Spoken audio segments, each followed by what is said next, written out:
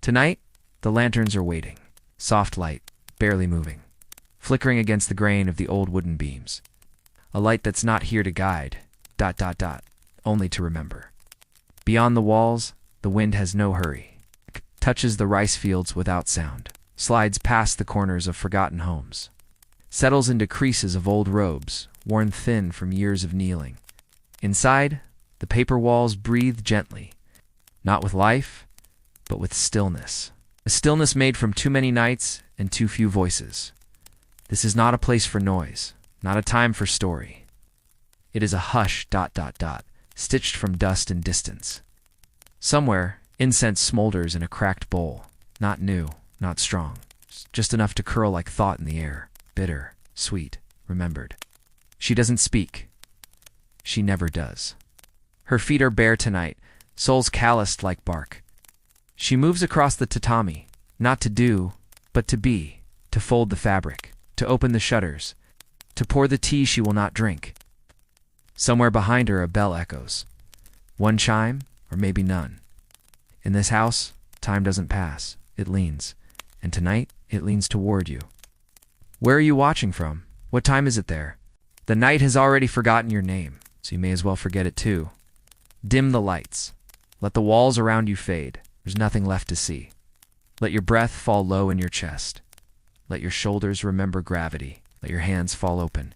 This story isn't for listening. It's for falling, not into dreams, but into the space dreams come from. A space filled with lantern light, straw that smells like ash, and nights that stretch without needing to end. We won't rush. There is nothing waiting, only footsteps. On old floors that remember every heel. So close your eyes. Let the world behind the walls dissolve and drift backward into the sleep of feudal Japan, where silence was duty, and even the wind had to bow.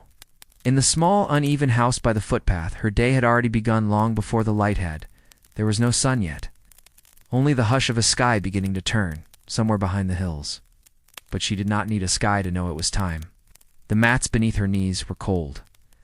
The cold that doesn't shock, but lingers like an old injury. Her hands reached, not in haste, but by memory, folding the sleeping robe into thirds. The fabric was worn thin from many winters and many washes, its threads no longer holding color but still obedient to shape. The floor creaked in response, always that same sound between the second and third step. It reminded her that the house was listening, that every piece of wood knew her weight by now. She passed the wooden divider without sound. The rice paper panels, yellowed from years of smoke and candlelight, glowed faintly, not from light, but from memory. She could feel the weight of morning on the other side.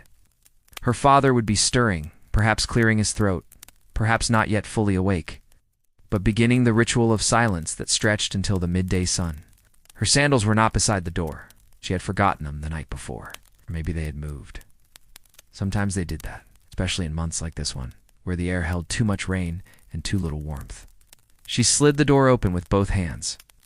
The cold struck her ankles first, then her face, then her teeth. The kind of cold that didn't announce itself, but arrived already settled. The sky was dull gray, sort of gray that meant it would not rain, not yet, but might, just enough to trouble the chickens.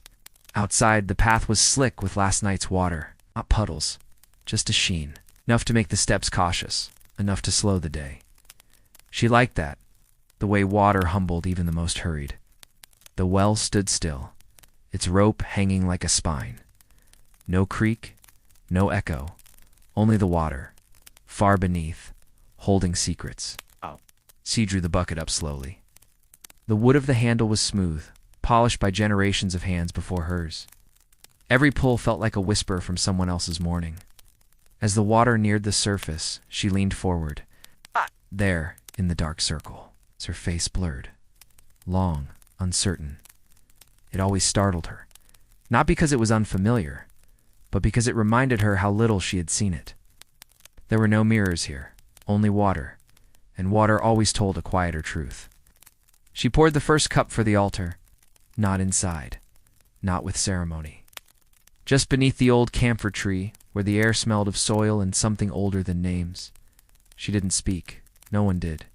Speaking to the dead was not a task. It was a gesture, like folding cloth or brushing ash from the corner. Something done without needing to understand. Back inside the house had warmed just slightly. Her mother had lit the small flame beneath the pot. No fire, just a slow ember. Enough to warm the rice, not cook it. Enough to keep the room breathing. The children were still asleep. 2 of them curled together beneath the same cotton sheet, one coughing softly. The cough was dry, not new, not urgent, just there, like the winter.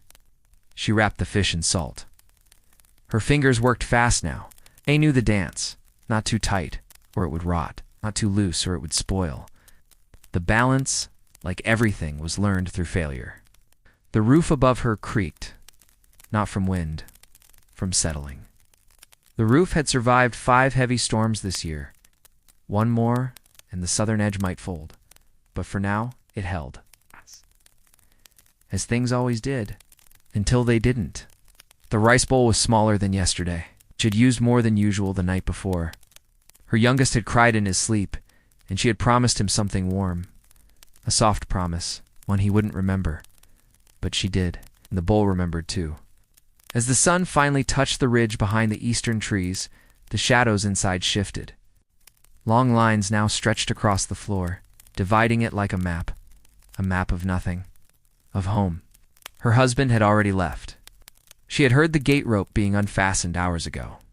He never said goodbye, not out of cruelty, just routine. His path to the mill took 43 minutes. 42 if he didn't speak to the monk by the stream. He usually didn't. The temple bell rang once, a dry, flat sound. It meant nothing. It wasn't a signal, just a mark. It's like a scratch on the wall to say time had moved again. She fed the chickens, their feet scratching at the frozen dirt with a desperation that always made her stomach tighten. They were always hungry. She was always hoping they wouldn't die today. Back inside, she washed the cloth, not hers, her sister's, stained with red from the last bath. Not blood, dye. From the old kimono that had finally given out in the wash, it had left a mark. One she couldn't explain to her mother, so she didn't. She just scrubbed. By midday, the warmth had gathered in the corners of the room, just enough to loosen her jaw, just enough to stop her hands from trembling. She sat near the doorway, not to watch, just to rest. The view was not grand. A stone wall, a bamboo fence, 2 trees still clinging to leaves that would not last. But there was a comfort in the sameness, in the way it all stayed, even when she changed. A neighbor walked past, their footsteps soft in the damp earth. No greeting, just an incline of the head. Enough, always enough. The tea leaves had steeped too long. She drank them anyway. The bitterness helped her stay present. That evening, she would sweep the entryway again, fold the robes again, press her fingers to the paper window to feel the cold pressing back. She would do it all again tomorrow, and the next. Not because she wanted to, not because she had to, but because here, in this quiet house in feudal Japan, time did not belong to the living. It belonged to the floorboards, and the ash, and the bowl that never quite filled. Let your breath slow now. The water in the well settle. Let your thoughts fall like rice into the steam. Sleep is waiting, just past the paper door, where nothing moves quickly, and even the wind forgets its name. The doorway creaked as she slid it open again, careful not to wake the smallest child still sleeping near the stove. The coals had cooled. Their faint glow was no longer red, but a dull gray, like the edge of an old coin. She didn't stir them. The warmth they offered wasn't worth the ash they'd kick into the room. Instead, she stood still for a moment, letting her eyes adjust to the half-light, to the thin curtain of mist outside that drifted low along the ground, clinging to every edge of wood and stone. The village was not yet stirring. Most roofs were still heavy with sleep, their curved tiles lined with dew. Only the crows had begun their morning sentences, broken calls from the tall pine tree that leaned too far east. That tree had bent after the last winter storm, never breaking, just leaning, as if bowing to something long gone. She stepped out into the yard, the straw of her sandals brushing softly against the damp earth. Each footfall sent a quiet rhythm through her legs, not quite a sound, more like a reminder that she was still here, still part of this old rhythm. She passed the wooden stand where pickles fermented in ceramic jars. The lids were weighted with stones, each one selected not for weight alone, but for silence.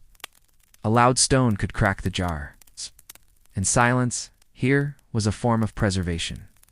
A cat slipped between the shadows near the gate. Thin, pale-eyed, not theirs, but familiar. It did not ask for food, just warmth, perhaps. Or memory. She let it pass. Behind the bathhouse, water collected in a dented copper basin. Rainwater from the night before. Lifted the ladle, its handle smoothed by fingers not her own. The water touched her face like silk. Cold silk. A sensation so clean it almost felt sacred. She let it run down her neck, her wrists, into her sleeves. Her body stiffened at first, but then gave in. This was the only way to truly wake. Inside the house, the day was beginning again. Her mother hummed softly in the back room. Not a tune, its breath-given shape. It was how she measured the rice. One hum per scoop. Tradition no one had taught her. Just one she had found herself repeating. The cloth she wore was the same she had worn yesterday. A simple indigo wrap, patched twice at the shoulder. One patch from spring, the other from before the second child was born. She knew the cloth like a memory. It no longer had a scent or color, only weight. Her brother had returned from the village square with nothing in his hands. That meant there was no news, which meant nothing had changed, which meant peace. The morning meal was simple. Cup of rice for each, barely filled. Pickled root, sliced thin. And miso, light from too much water and too little bean. No one complained. No one spoke. The bowls clinked softly as they were gathered, not washed yet, just stacked. There would be time later. Outside, the wind had picked up. It's not enough to shake the trees, but enough to lift the paper amulet that hung near the gate. It twisted once, then stilled. She watched it from the kitchen steps. The writing on the charm had faded. The ink had bled last month in the storm. She didn't remember what it had said. Something about luck, or protection, or safe returns. She didn't believe in charms. But she didn't remove it either. There were chores to be done. Leaves to sweep from the path. Slats on the porch to scrub of moss. A kimono to mend. The hem had frayed again. Every thread told its own story, and most were stories of wear. She crouched near the porch with a cloth wrapped around her hand, scrubbing the wood until her knuckles went pink. The water ran green at first, then clearer. She paused only when she felt a small shadow near her leg. The youngest had woken. His hands were curled into fists, the way they always were when he'd slept too hard. He blinked once. Then again, not in search of anything, just adjusting to the world again. She lifted him onto her hip. He weighed little more than the bucket of water she drew each day. He buried his face into her shoulder, not to hide, but to rest. And she let him. The day moved on without ceremony. The sun rose behind a veil of thin clouds. Light passed through the rice paper walls like a thought. Not strong, not certain, just present enough to notice. She stitched while sitting near the open window, her legs tucked beneath her, the needle trembling slightly in her hand, not from fear or haste, just the cold, or age, or both. Each stitch was a moment remembered, folded, and held. Some seams resisted, some welcomed the thread. She did not force either, only moved through them. In the corner, the kettle began to hum, not whistle, just a low, rounded sound, like someone thinking aloud. Her husband would return soon. His footsteps would be heavy from the mill dust, from the weight of another wordless day. He would leave his tools at the door. She would bring him water. They would not speak, but there would be an understanding. In this house, understanding was stronger than speech. The children would run, or sleep, or argue. It did not matter. It would be fine. She folded the cloth again, pressed her palm across the crease, placed it on the shelf above the jars, then sat back. For a long moment, she did not move. The house did not ask her to. She listened, to the paper walls breathing, to the kettle exhaling, to the floor remembering every step. And in that silence, she felt something settle. Not peace, not joy. Just the weight of having lived another day, and that was enough. Let the wind outside circle the house. Let the shadows stretch across the tatami. Let the steam rise from the bowl and fade. There is no need to carry more. Tonight, the lantern will burn low again, and the walls will not forget your breath. The day had not ended, but it had slowed, thickened, like soup left too long over low flame. The air inside the house had grown denser, filled not with heat or noise, but with the slow heaviness of waiting. Waiting for dusk. Waiting for the rhythm to fold in on itself again. She didn't measure time in hours. No one here did. Time was found in smaller things.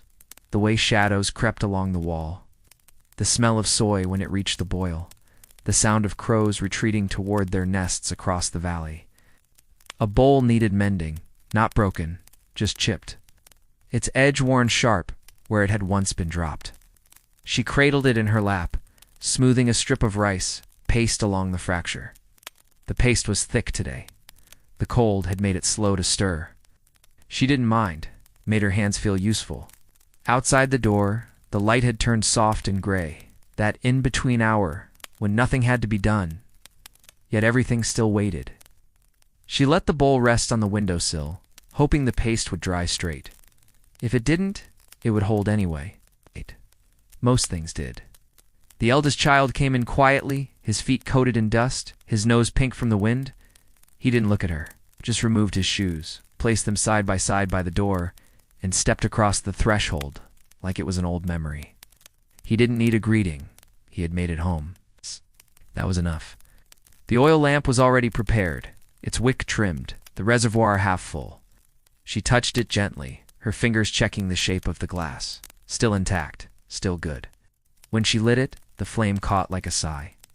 It blinked once, then steadied, casting soft warmth across the table's surface. A scroll lay in the corner, not precious, not calligraphized instructions sent from the temple.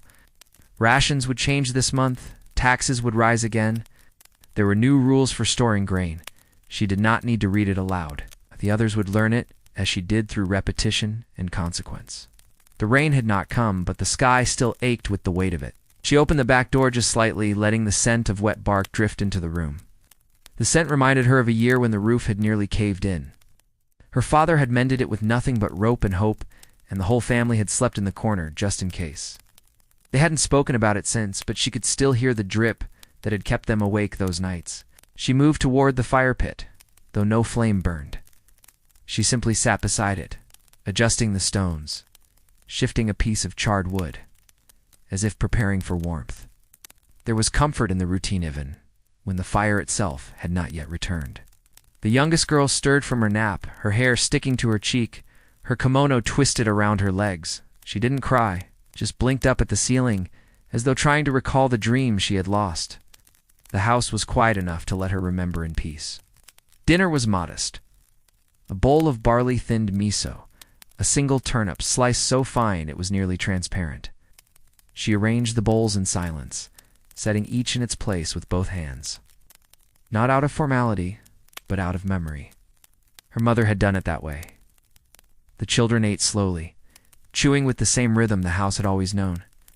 Her husband did not speak, but he nodded once after his first mouthful. That was the only approval she needed. After they had eaten, she gathered the bowls. The water outside was nearly frozen now, but she washed them anyway, dipping her fingers into the cold until they burned. It was the kind of burn that made her feel alive, real, present. The stars were coming out, one by one, small lights in a heavy sky. She watched them through the cracks in the roof, the same ones she had always meant to mend. They had never leaked. They simply reminded her that even ceilings must learn how to breathe. In the far distance, a flute played. Thin, reedy, almost lost to the wind. She didn't know who played it. No one ever did. But it returned on nights like this, half-moon nights, with no fog and no ceremony. The music didn't ask for attention, was just there, like the scent of dried fish or the sound of a brush sweeping the steps. She sat by the open window, pulling her shawl close around her shoulders. The cloth was thin, patched in 4 places, its color faded into something between gray and memory. It had once belonged to her aunt, or maybe her grandmother. No one had told her.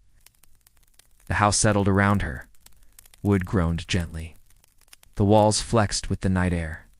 A beetle tapped against the lantern glass. Small sounds. all of them old. She thought of her sister, married off to a house 2 villages away. They hadn't spoken in 4 years, but she sometimes imagined her sitting like this too, watching the same sky, listening to the same silence. Perhaps they were still connected, through the floorboards, through the wind, through the simple act of waiting. A child's cough broke the stillness, just once. Then silence returned. She reached for the small woven box beside her. Inside were thread spools, a hairpin, a folded letter from a cousin who had gone west to follow the rice trade. She had not opened it in months, not for lack of care. Just ... habit. Some words could wait. The candle flickered low, drawing long shadows across the tatami. Her legs ached now, but she did not rise. Rising meant choosing the end of the day, and the day had not asked to end yet. She listened. To the wind sliding along the eaves, to the hush of cloth against skin, to the long, slow breath of a house built not for speed but for remembering. Let your thoughts slow too. Let your hands rest beside you. Let your weight become part of the room. Sleep doesn't need to be called. It knows its way, just like the flute on a windless night, just like water finding the crack in the floor, just like her, still present, and vanishing quietly into the folds of another dream. A deep blue had crept across the village rooftops, settling softly over the cracked tiles like an old blanket being drawn across tired shoulders. Night had not yet arrived fully, but it was already being felt, not in color or sky, but in the way the air changed, thicker now, slower to move, as though even the wind was preparing to lie down. Inside the house, she moved with quiet precision. The fire had not been lit for the evening. The coals from the morning were being coaxed back to life. She pressed them gently with a stick of charred cedar, listening for that faint crackle, the slow return of warmth. Not a blaze, just breath, just enough. Her shadow stretched behind her, long and soft, across the tatami floor. It bent with her as she knelt, adjusting the kettle's handle to rest directly over the heat. The metal made no sound. It had known this shape for years, being touched, then warmed, then forgotten. She did not speak. No one did now. The children had begun to drift into their evening stillness. The older boy sat by the open wall, carving slow, uncertain lines into a piece of driftwood. His knife was small, dull, safer that way. He didn't try to make anything with it. He only carved to listen. To the wood. To himself, to the dark that came more quietly each day. Her husband had not returned yet. It meant something had delayed the grain shipment. Or the wheel had cracked again. Or the elder at the shrine had stopped him with another list. None of it was unusual. None of it required worry.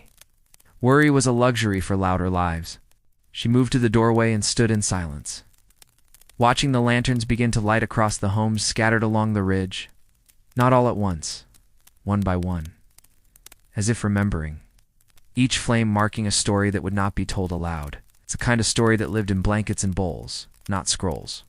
The night sounds were gentler now, bamboo fence creaking somewhere beyond the path, a dog barking once, then falling quiet, the sweep of a broom across stone. The wind carried those sounds slowly, like secrets not meant to arrive quickly. She listened to each of them, but did not keep them. They passed through her like wind through reeds. She poured tea into 2 cups, her own and the one beside it. The cup always left waiting. It was a simple ritual, not one taught by any temple, just a quiet promise to the missing. That space would still be made, that warmth would still be offered, even in silence, especially in silence. The cup remained untouched, but never unnoticed. She sat near the low table and unwrapped a bundle of dried herbs. They were not for cooking, nor for healing, just scent, just comfort. She dropped a few sprigs onto the low heat of the kettle's lid, watching them darken and curl, releasing a fragrance that was neither strong nor sweet, just old, like pages of a book never read. The girl stirred in her sleep, one small hand clutching the blanket's edge. She had always needed something to hold, even as a baby, the edge of a sleeve, the corner of a mat. The shape didn't matter, only that it stayed. The boy beside her shifted too, adjusting his blanket without waking. His breathing deepened, falling into that rhythm that meant sleep had begun to arrive. Not fully, but close. close enough for the room to grow heavier with peace. The kettle sang softly now, not a whistle, not a cry, just a hum. A reminder that warmth was possible. She poured the tea slowly, both hands steady, the steam curling toward her cheeks, warming the small hairs along her temple. Oh. She drank the first sip with eyes closed, letting the bitterness coat her tongue, then fade. There was something comforting in bitter things. They stayed honest. Her husband's footsteps approached. She knew them before they reached the gate. A 3-count rhythm. Heel, toe, rest. Shaped by years of hauling sacks too heavy for one man. He did not call out. He never did. She didn't look up when he entered. He only shifted the second cup closer to the flame. He sat without a word, his shoulders sinking, his knees cracking softly. He removed nothing, not the sash, not the dust from his sleeves. He simply sat and breathed. That was enough. They didn't exchange words, only heat, only the scent of burnt herbs, only the comfort of being two bodies in the same room. Outside, the moon had risen halfway behind the trees. It was round tonight, but pale. It's a kind of moon that didn't cast shadows, just softened them. She watched its shape for a while through the open panel, tracing its edge with her eyes as if it were something to be hemmed. The wood of the walls creaked again gently, settling into place for the night. The house, like its people, had its... She collected the empty cups and wiped the low table with a clean cloth. The cloth was stitched at the corners, not with a pattern, but with tiny initials. Her grandmother's, she believed. She didn't remember being told that. Her fingers remembered the shape of the thread. She folded the cloth neatly, pressed it between 2 flat stones, and set it aside for tomorrow. The night had deepened. It did not arrive like a curtain. It seeped in, like water into silk. Quiet, certain, gentle. The children now slept soundly, their limbs splayed in the innocent disorder of true rest. Her husband remained seated, staring into nothing, his hands open on his knees, not relaxed, just not clenched. It was the closest he came to softness. She adjusted the door panels, sliding them half closed, enough to keep the wind out, not enough to erase the sky. She liked to sleep with a glimpse of moonlight, even if only through slits. It reminded her the world was still there, slow and too far to hold, but still there. She rolled out her bedding, smoothing the mat with both hands, tapping the corners down. Each motion felt like an ending. Not of a chapter, not of a story, but of a breath, of a thought once lived, now let go. Lying down, she pulled the blanket over her chest and folded her hands just beneath her ribs. Her eyes remained open for a moment, listening again. To nothing in particular, just the shape of silence. Let your own hands find stillness now. Let the quiet gather around your face like soft linen. Let the warmth of a teacup linger in your palms long after it's gone. The night here doesn't rush. It waits. It remembers, and it welcomes you, not with dreams, but with rest. The kind that doesn't ask questions, only offers presence. The hour was deep now, past the breath of the evening and into something older, something quieter. It was the kind of hour that didn't appear on paper. It had no name. It simply existed in the space between the last rustle of a blanket and the first bird's cry, a nameless hush, wrapped in walls that had heard too many winters to be surprised by another. The village outside had stilled. Even the bamboo groves had ceased their swaying, their thin stalks frozen in half-curved gestures toward one another, as if whispering stories they no longer needed to finish. Every home held its breath, and the wind passed over rooftops without tapping, without calling. In the house, sleep had taken the children fully now. The girl no longer stirred. Her hand had slid away from the blanket's edge, her fingers soft and open, palms toward the sky. The boy's chest rose slowly, his breath deeper now, a rhythm that matched the quiet sway of the hanging oil lamp above them. It flickered slightly, casting shapes across the wall that changed too slowly to follow, a slow dance of shadow and rest. She hadn't yet closed her eyes. Lying on her back, her body still beneath the quilted blanket, she listened. Not for danger, not for anything particular, just listened. The way the walls creaked, how the wind moved beneath the eaves. How sometimes silence itself made a sound if you waited long enough. Somewhere in the back room, a beam shifted. A dry click, familiar. the kind of sound that belonged to houses that had stood for generations. She didn't flinch, didn't stir. That sound had been with her since girlhood. She remembered it echoing through the walls on nights when her father had returned home late from the shrine. The scent of sake clinging to him, his feet dragging with each step. He would sleep without ceremony, and in the morning speak as though the night had never happened. She turned onto her side, facing the wall, her hand beneath her cheek. The wood was cool where it met the tatami, and for a moment she focused only on that feeling. Coolness, stillness, and the faint scent of earth that rose from beneath the floor. She remembered a night from many seasons ago, a festival night, and the house had filled with the clatter of geta, sandals, and the rustle of silk robes.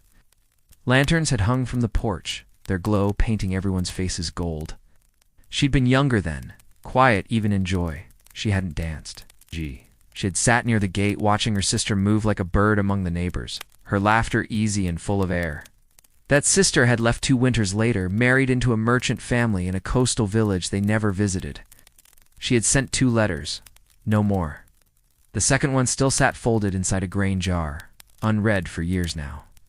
Her mother had placed it there, beneath a cloth bundle of dried herbs, saying it was better to leave certain words untouched.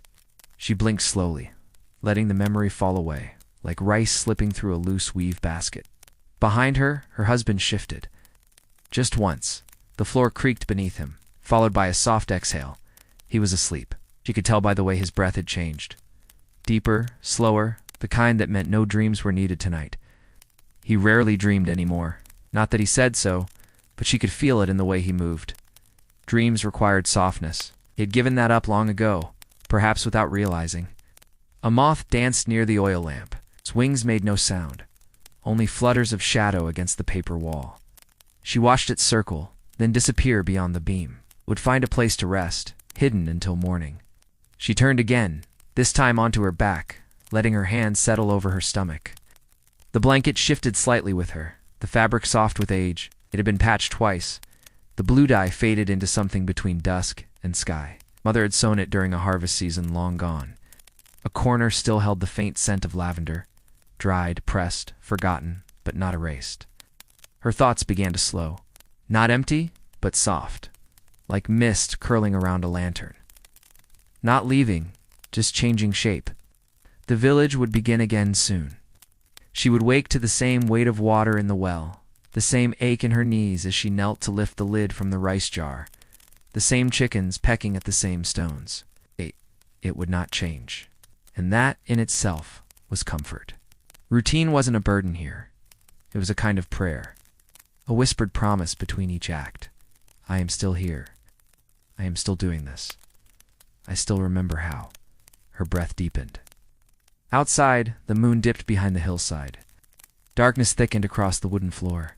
She closed her eyes. The quiet inside the house matched the quiet inside her now. Not a void, a fullness. The fullness of a bowl that did not spill. Of a sky that held its stars without boasting. Of a woman who had done enough. She did not need dreams. She only needed rest. Let your own breath fall now, slow and certain. Let the noise of the day loosen and lift. Let your weight belong to the bed beneath you. There's nothing more to be done.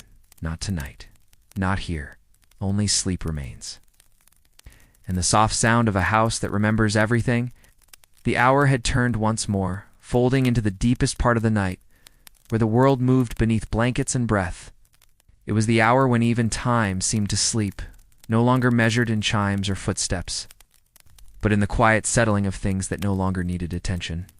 Outside, the wind had died completely.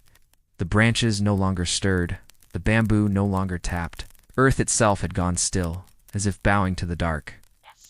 Every path, every garden, every trail leading out of the village had vanished beneath shadows too deep for memory. The mountains beyond had dissolved into sky. Inside the house, the air was thick with warmth now, not from fire, but from life held gently in one place for so long. The kind of warmth that came from breath and silence and years pressed into wooden floors. She had drifted into the soft edge of sleep, though not all the way. Not yet. That in-between space cradled her now, where thought moved slowly, like mist slipping between shutters.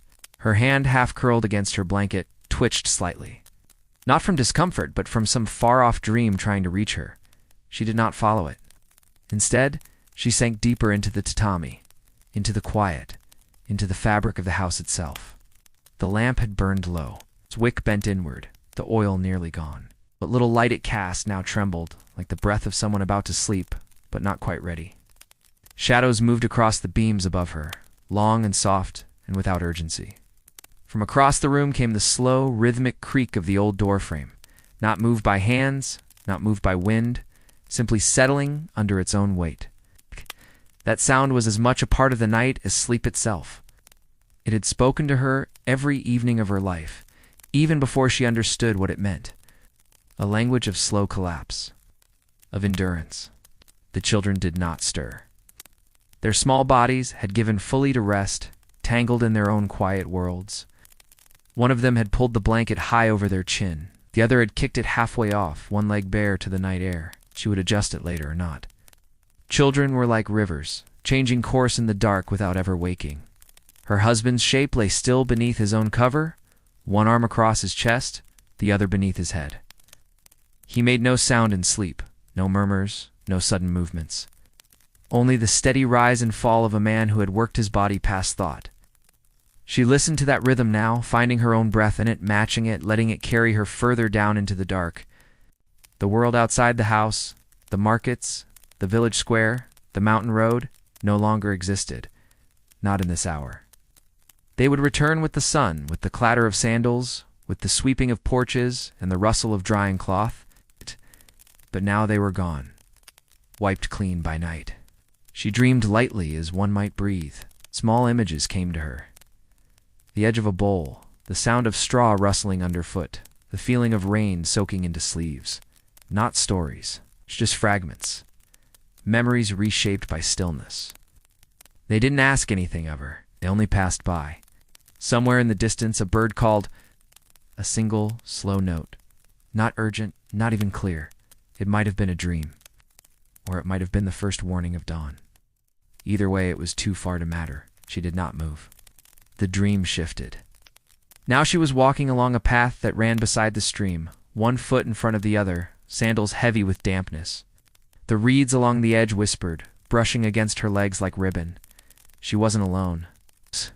A presence moved beside her, not seen, not heard, but felt, like the warmth of fire from behind. Comforting, familiar. She turned her head, but the dream didn't show faces, only sound. A voice that hummed without words. Sound older than language, older than names. It wrapped around her, not pulling her in, but holding her in place, like gravity. She felt herself pause in the dream, hand outstretched toward the water. It glowed softly, not from moonlight, but from memory. Something buried. Something known only to the part of her that still remembered the names of trees and the shapes of clouds from her childhood. Then the water faded, the path turned, and the dream let go. Back in the house, her hand twitched again. The blanket had shifted across her hip. One foot had slipped free into the cold air. She felt none of it. The house kept her. The warmth held her. The silence grew thicker now, a weightless quilt stretched across ceiling and skin alike. The oil lamp flickered one final time, then went out. Darkness did not fall. It settled. Like flour on a table, like snow on an empty road. Like ash, she no longer knew the hour, but she no longer needed to. All that remained was stillness. The walls remembered every sound that had ever lived here.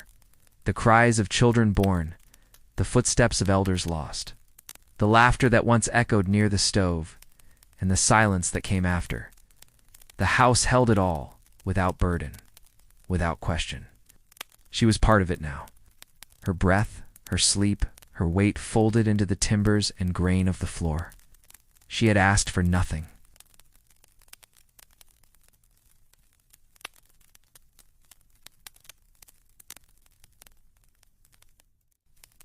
Yet the night had given her everything it could. Let your own eyes soften now. Let your thoughts scatter like leaves down a forgotten path. Let the dreams come as they choose. Not loud, not bright, but steady, like footsteps through mist, like a door that never needed to close. Sleep here is not a place you go. It's where you already are. The house stood, as it always had, unmoved by the years, unchanged by the passing of seasons. Beneath its roof, the same beams still bore the weight of sleep, the same floor still softened every footstep, and the same walls still listened to breath in silence as if they were one and the same. Outside, the last remnants of night clung stubbornly to the corners of the sky. The stars had faded, not disappeared, hiding behind a pale wash of gray that hinted at morning without committing to it. This was the hour before light, the hour when the world still whispered in dreams and refused to rise. Within the dimness, the hearth had cooled completely. Ash lay soft and undisturbed in its shallow pit, faintly streaked with the memory of flame. She had not stirred yet. Her body remained beneath the blanket, her shape still as the shadows that pressed gently across the floor. Her hair spilled across the mat like threads of ink, half tangled, half forgotten. One hand rested near her cheek, the other nestled beneath the fold of her robe, fingers curled slightly, as though holding something in sleep. She did not yet dream deeply. Her mind hovered in that weightless space between the end of one day and the beginning of another. That space where time softened, where thought was neither remembered nor created, only felt. She breathed, and the house breathed with her. The rooster had not called. Temple bell had not rung. The sounds of waking had not yet entered the world. But the walls felt the change, subtle shift, like dust moving through a beam of sun. The house, seasoned by centuries, sensed that dawn was preparing its steps. And so it waited, as it always had, for her to rise. But still, she slept, not out of indulgence, not from exhaustion. She slept because the world had not yet asked for her, and she was not one to arrive before being summoned. In the next room, the children stirred. A soft rustle of cloth, a sigh. A brief stretch of limbs followed by the quiet resettling of weight. They would sleep again. They always did. It was part of the rhythm, waking, then remembering there was no rush. And sinking back into that half-sleep, only the young could hold without fear of being left behind. Her husband had risen earlier, stepping into his sandals with practiced quiet. His back already bent before he reached the doorway. He had not said goodbye. He never did. Their partings were not marked with words, but with presence. A folded blanket, a second bowl set aside. A soft click as the gate rope was tied behind him. He had taken the narrow road toward the mill, where the dust clung to everything and the gears turned slow and endless, like the seasons. She would rise soon, but not yet. The quiet still had something to give. In her sleep, her lips parted slightly. A breath left her, soft, warm, forgotten, before it reached the air. The blanket rose with her chest, fell again, gathered into the folds of her robe. A lock of hair brushed her cheek. She did not notice. She was drifting, not dreaming of places or people or names, but of sensations, a shallow river under bare feet. The texture of woven straw between her fingers, the scent of plum blossoms when the snow finally receded from the hillside. The way her mother had once tied her sash, twice around the waist and once at the back, pulling it just tight enough to remind her she was still young.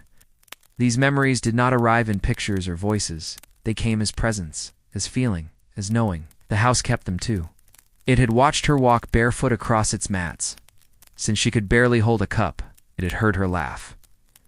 Once, when her sister tickled her ribs with a sprig of reed grass, it had heard her cry.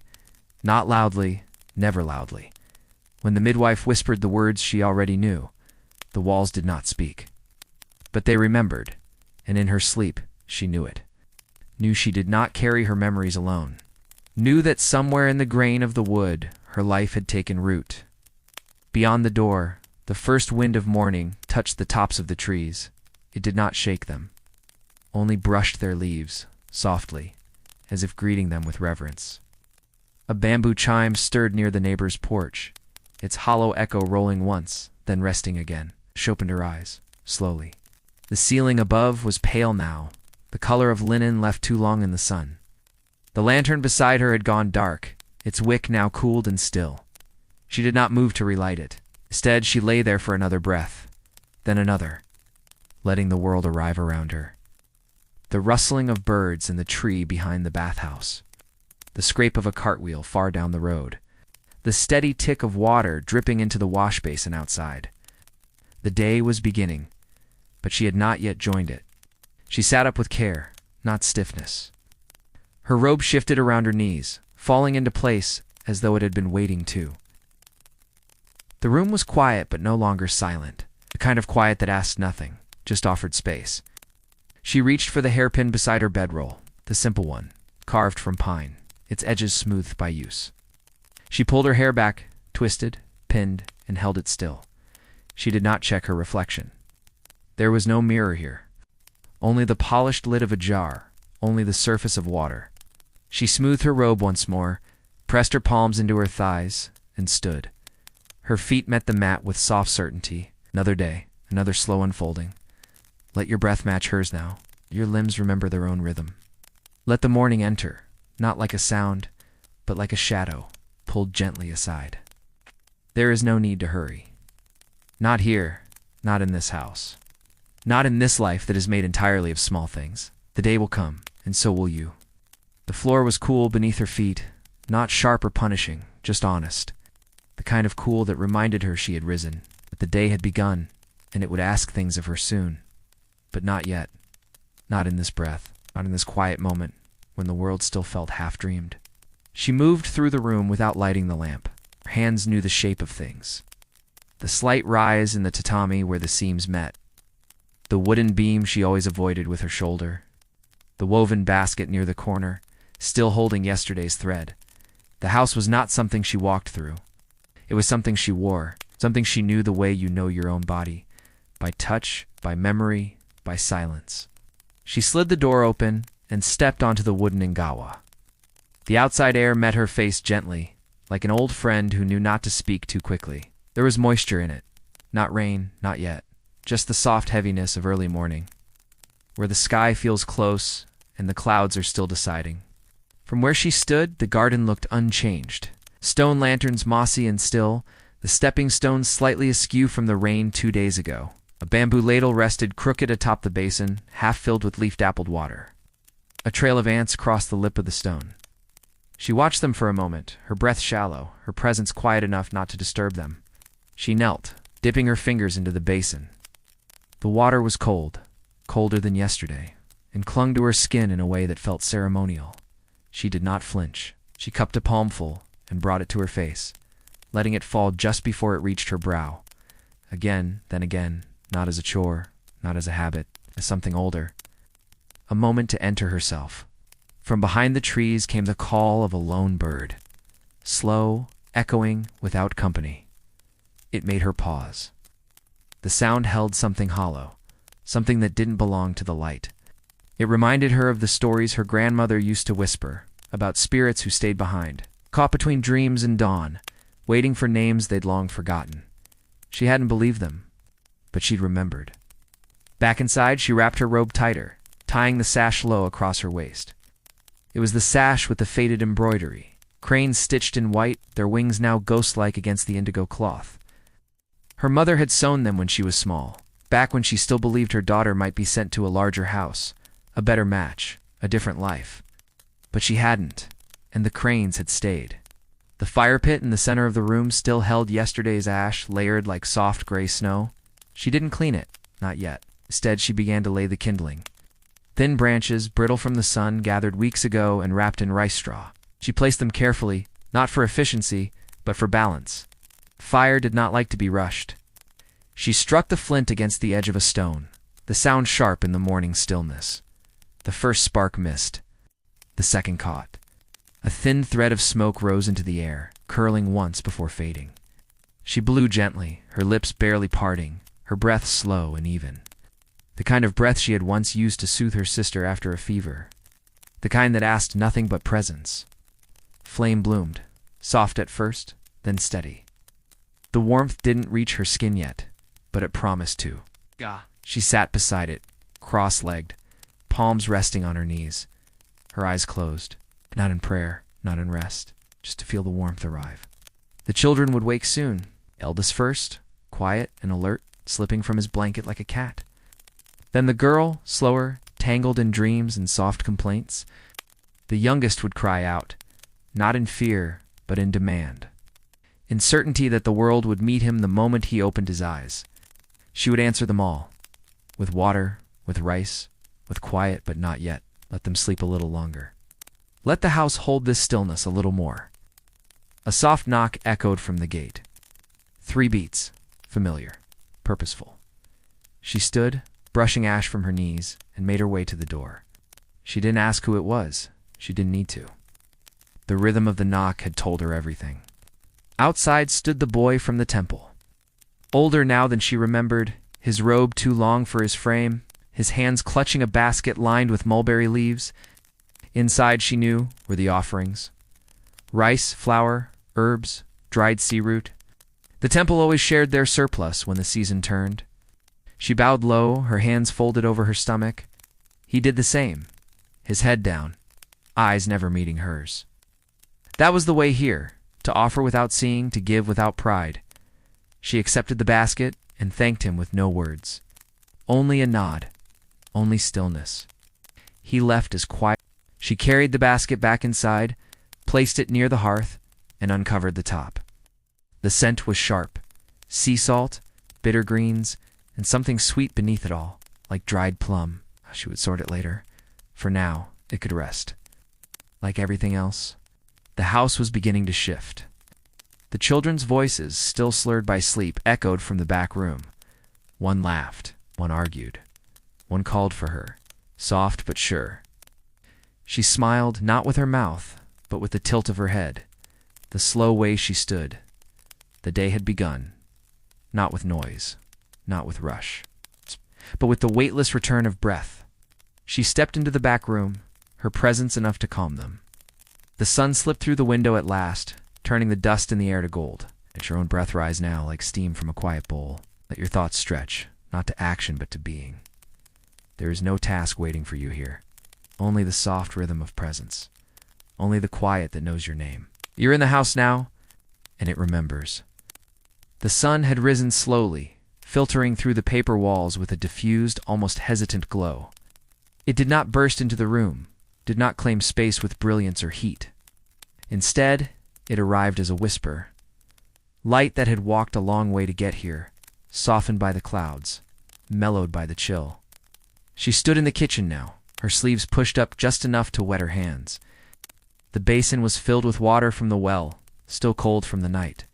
She moved without pause, dipping a cloth, wringing it with practiced pressure, and wiping the wooden surface in front of her, the one where the bowls always waited, where the miso was stirred, where every day began in quiet repetition.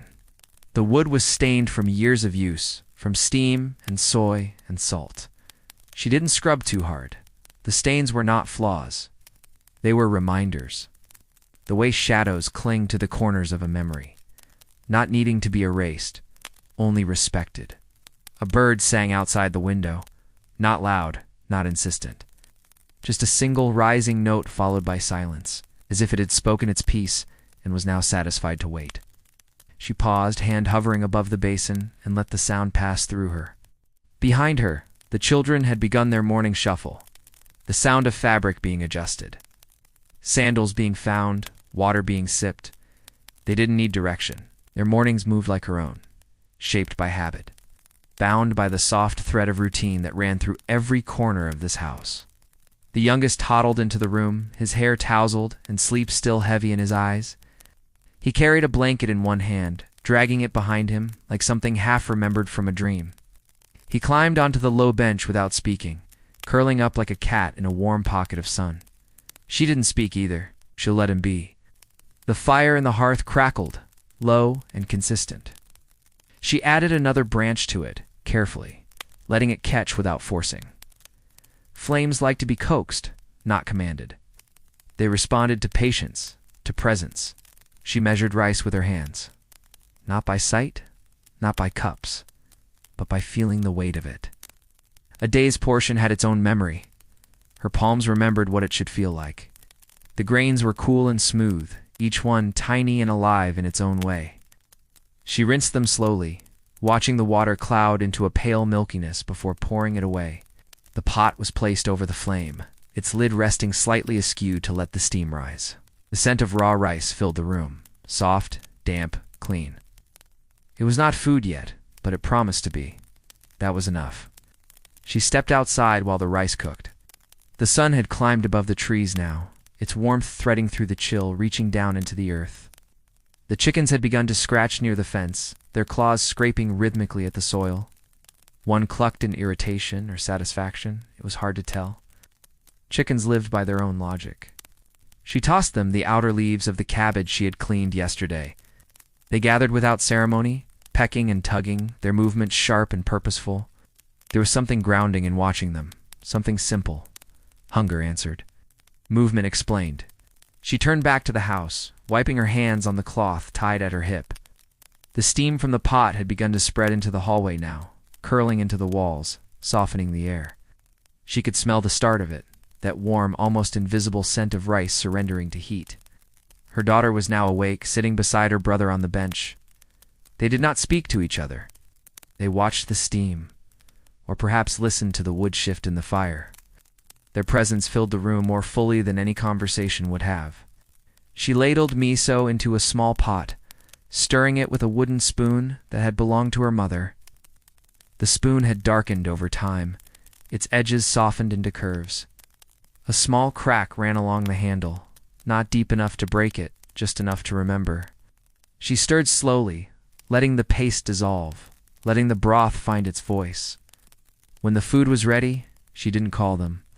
She placed the bowls on the table, set the chopsticks in pairs, poured hot water into their cups. It came on their own, drawn not by command, but by the way the air changed, how it warmed, how it welcomed. They sat in silence, shoulders closed, backs straight. The rice was hot, the miso mild, the pickled radish sharp enough to wake the tongue. She ate slowly, chewing with care, feeling the way each bite touched her body. This meal wasn't a pause between tasks. With the hush that came when every person was exactly where they should be. After the meal, the children took their bowls to the basin without being asked.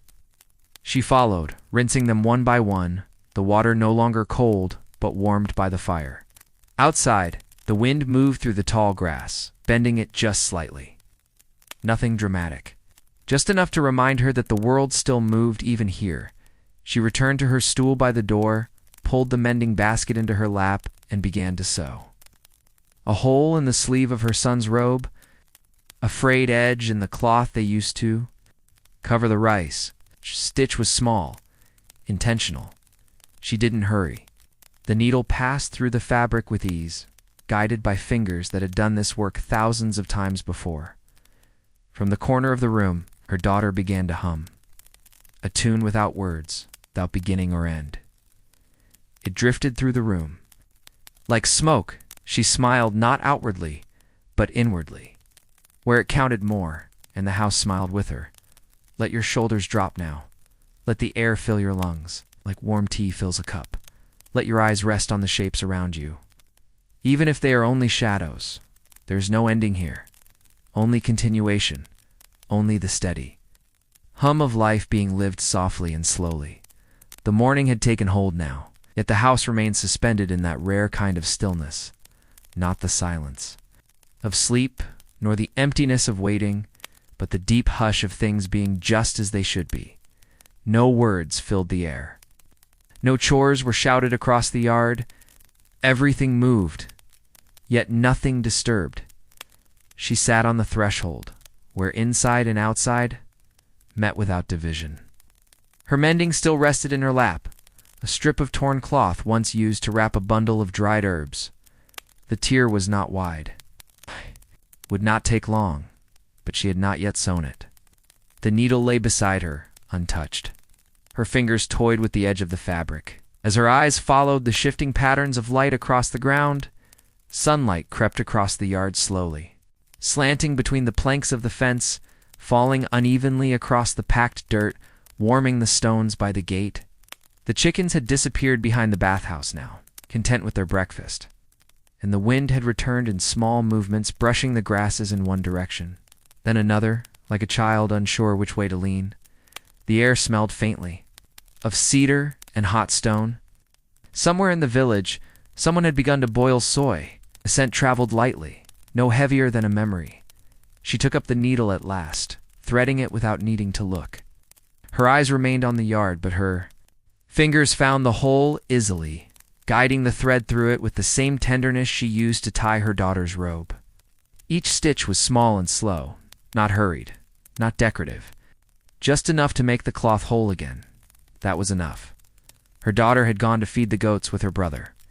The youngest had curled back beneath the blanket near the hearth, his hand tucked beneath his chin, his breath soft and steady. The house, though full, felt quiet, like a bowl that had been filled just to the brim. Nothing spilled, nothing wasted. She tied off the thread and set the cloth aside, by the gate. The shadow of the pine tree stretched long now. It's falling across the path where her mother used to stand with a broom every morning. She would sweep the same spot again and again, even when no leaves had fallen. Not because it was dirty, but because it felt like something worth doing, a way of greeting the day with movement. Sometimes she wondered if she'd begun to do the same, repeating small gestures, not out of necessity, but as a kind of dialogue with the past. She stood brushing her knees. The sun had touched the roof now, and the tiles had begun to warm. The scent of heated clay drifted into the air, mingling with the steam that rose faintly from the water she'd boiled earlier. She poured what remained of it into a shallow bowl and set it near the door. Not for anyone, not for any purpose. Just because the water was warm, and it felt wrong to waste it. She returned to the kitchen and began slicing daikon for lunch, each cut precise. Slow, the sound of blade against wood echoing softly in the quiet room. The root was firm, its skin slightly rough beneath her fingers. She peeled it carefully, watching the pale curve of the vegetable appear as she turned it in her hand. The broth had been simmering since mid-morning, quiet and persistent. She stirred it now, adding the daikon slices with a soft splash. The scent deepened immediately, salty, earthy, something like memory made edible. She closed the lid and let it continue. Outside, she heard the soft return of footsteps, sandals against stone, laughter too muffled to understand. The children. Their rhythm was unmistakable, even when filtered through the wind. She wiped her hands on her apron and stepped into the yard to meet them. Her daughter carried a small basket, not full, but proud. A few eggs nestled in straw one. Cracked slightly, but still good. Her son held a sprig of mint he'd found by the stream, its leaves half bitten by insects. He offered it to her without words. She took it and pressed it between her fingers, releasing the sharp, clean scent that stayed on her skin long after. She did not ask for stories. She did not ask what they had seen or what they had said to one another. She simply nodded, and they passed her by, returning inside like birds who knew their roost. Later, they would help with the garden, pulling weeds, brushing soil from the roots, tending to the greens that would survive the next chill. But not now. For now, they needed rest, and the house welcomed them.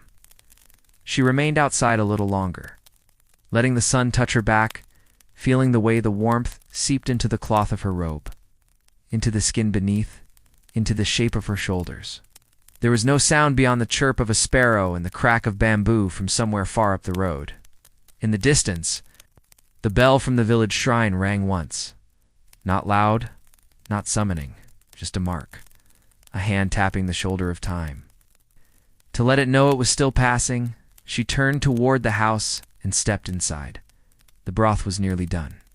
The scent hung low in the air now, thick and comforting, like a blanket tucked beneath the chin. She lifted the lid and stirred once, slowly. The daikon had softened, the surface of the soup glistening with the faint sheen of oil. She dipped a ladle and tasted it, salted just enough. She added no more. Lunch was prepared without urgency. Rice warmed again, miso thinned slightly with hot water, and pickled ginger placed carefully into a small dish. The plates made soft sounds as she arranged them, a clink here, a slide there, nothing loud, nothing sharp. Just the language of care. The children gathered around the table, her husband joining without announcement. He washed his hands at the basin, dried them on the cloth near the stove, and sat. Their presence was a kind of blessing, a circle closed, a breath held and released. They ate slowly, speaking only in glances, a nod, a small smile. A piece of pickled radish passed from one plate to another. It was not a conversation. It was something deeper, a knowing that ran below words, like water beneath stone. She looked around the room as they ate the light on the wall. The shadow of steam rising, the slow motion of her son chewing with thought. Nothing extraordinary, but it filled her, and as the meal came to an end, she gathered the bowls one by one, stacking them carefully, and let her breath ease. The fire had grown small now, just a few glowing coals beneath the grate. She did not add more wood. Let it rest. Let the warmth fade naturally. Let the afternoon come quietly, as everything else had. Let your breath settle now. Let your thoughts dim, like coals at midday. There is no story to chase, only this one. Still unfolding in a quiet kitchen, still folding rice into bowls, still waiting without asking, still here. The midday light had thickened now. Leaning through the paper doors with a calm insistence, it pressed gently against the floor, turning the worn wood pale and warm. Shadows rested longer in the corners, moving slowly with each passing minute, though no one marked the time aloud. The sun itself had become the only clock, and even it moved without urgency. She had finished washing the dishes, her hands still damp as she wiped them on the cloth that hung near the stove. It was an old cloth, frayed along one edge, soft as breath. Her mother had sewn it when her daughter was still small enough to be carried. The thread along the seam had loosened, but never failed. It had dried thousands of hands. It would dry thousands more. She hung it back in its place and turned toward the window. Outside, the garden waited, not because it needed her, but because everything in this life seemed to carry a silent invitation. An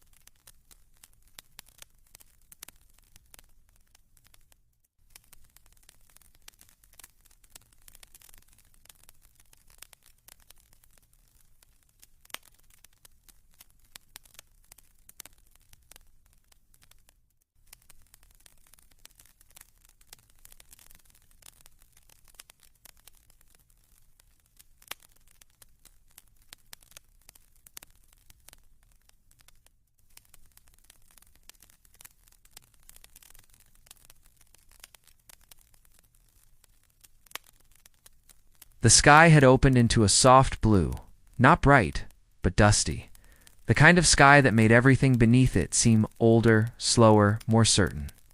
The cicadas had begun their distant songs, rhythmic and faint, tucked behind the trees like the ticking of a hidden clock. It was a sound she'd known her whole life, and still it never called attention to itself. It simply reminded, near the corner of the garden, a small wooden bench stood beneath the pine tree. It was not built for comfort, just presence. Her father had placed it there before he fell ill, saying it was good to sit somewhere you could smell the needles and not be reminded of the house. He had stopped using it long before he died, but she had never moved it. She sat now, the slats beneath her creaking slightly under her weight. Her hands rested in her lap, her shoulders loose. Her gaze did not seek anything, it simply wandered. Across the worn fence line, along the flutter of a laundry ribbon still hanging from yesterday, and toward the narrow path that disappeared behind the bathhouse. That path had been used less often now.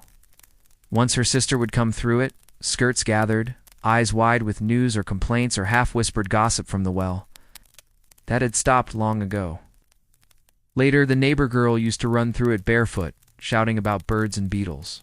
She had married last spring, moved across the ridge where the stream ran deeper. The path was quiet now, Still, it remembered.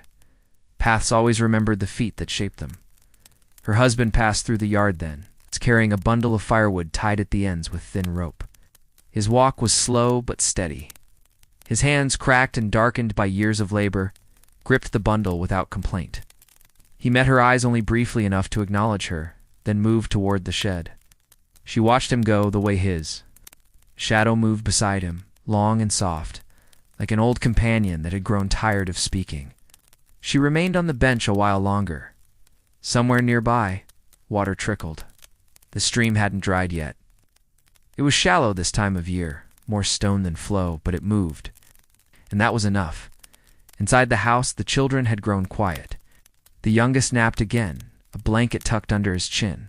The older two had taken out the reed mats, practicing their brush strokes in long, deliberate silence. Ink and paper, small dish of water. The scent of pine, soot, and damp parchment. They weren't learning calligraphy, not formally, but their practice was a kind of offering, a way of slowing their minds, of letting the rhythm of the brush shape, the rhythm of their breath. She could hear the faint swish of bristles from where she sat. She rose slowly, her knees stiff but patient. She dusted off her robe and stepped back inside. The air was cooler indoors, filtered through paper and stillness. She walked past the children, pausing only to adjust her daughter's posture with a gentle hand between the shoulder blades.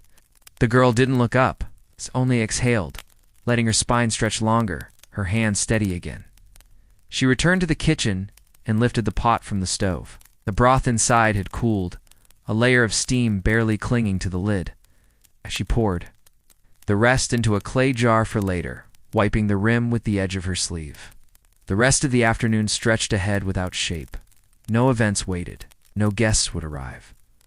The world for now did not ask anything of her. She took a soft cloth from the cabinet, one with a simple, checkered pattern, and sat at the low table, folding it into small squares. She did not need it folded. She just wanted to. Each crease was made carefully, pressed flat, adjusted at the corners. The movement quieted her hands, settled her thoughts. When she finished, she placed the cloth in the cabinet once more. The shadows outside had begun to shift. Longer now, thinner, the sun had turned. She could feel it in the way the light no longer reached the center of the room. Soon, she would prepare the evening meal. Soon, the children would begin to speak again. Soon, her husband would bring in more.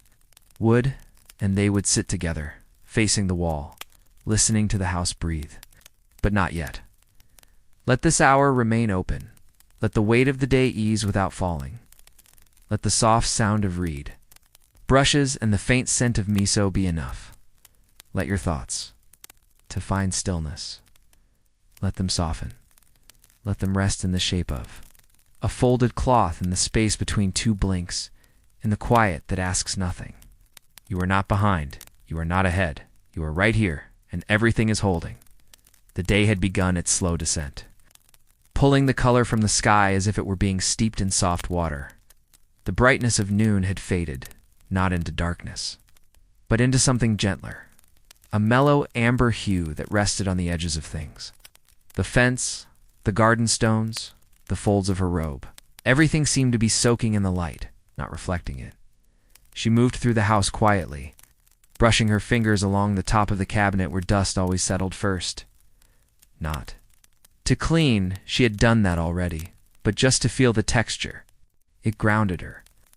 Even the small roughness of the wood, the way it caught ever so slightly on the pads of her fingers, reminded her she was still here, still a part of this place. The children had finished their writing practice. Their pages were drying near the window, each stroke of ink curling slightly as the paper absorbed it. Some lines were strong, deliberate, others shaky, uncertain. She didn't correct them. Their hands would learn in time, just as hers had. Learning wasn't always meant to be noticed. Sometimes it lived quietly between the lines. The girl had begun humming again. A low, drifting tune with no real pattern, the kind passed from one child to another without ever being named. It filled the space without intruding, like steam rising from a bowl of rice. The boy, tired of stillness, had gone to the edge of the garden with a stick and was tracing lines in the dirt, curved ones, loops, shapes that meant something only to him. She stepped out onto the engawa and sat, with her knees drawn close, wrapping her sleeves around them. The breeze had changed. It came from the north now, carrying a faint scent of smoke. Somewhere in the village, someone had begun burning leaves, a preparation for winter, a way of clearing what no longer served. She watched the smoke rise in the distance, pale, lazy, caught in the tangle of tree branches before slipping into the evening sky. Smoke always reminded her of autumn festivals, of the way sweet potatoes were baked in the ashes, of laughter echoing down the narrow paths between houses, of paper lanterns bobbing from poles and small drums tapping out rhythms that still thudded in her bones. But those festivals were less frequent now. The road was harder for elders to walk. The younger families had moved to towns with louder lights and fewer stars. She missed the sound of feet on packed earth, sandals running, robes brushing against robes, conversations that didn't need to end because there was nowhere else to go. Still, the silence here wasn't hollow. It was full in its own way. Behind her, the house creaked softly. The walls adjusted to the falling temperature, the roof sighing under the gentle shift of air. The kettle had been refilled and placed back on the low flame. She could hear the beginnings of its song, not boiling, not yet, just whispering, like someone clearing their throat in a room that's already quiet. She rose and went to the hearth, lifting the lid to stir the rice once more. It had nearly finished cooking, the grains swollen and soft, the scent familiar, necessary. She set it aside to rest, knowing the steam would finish what the fire had begun. The pickles were already laid out. Ginger, daikon, cucumber, all pressed and pale.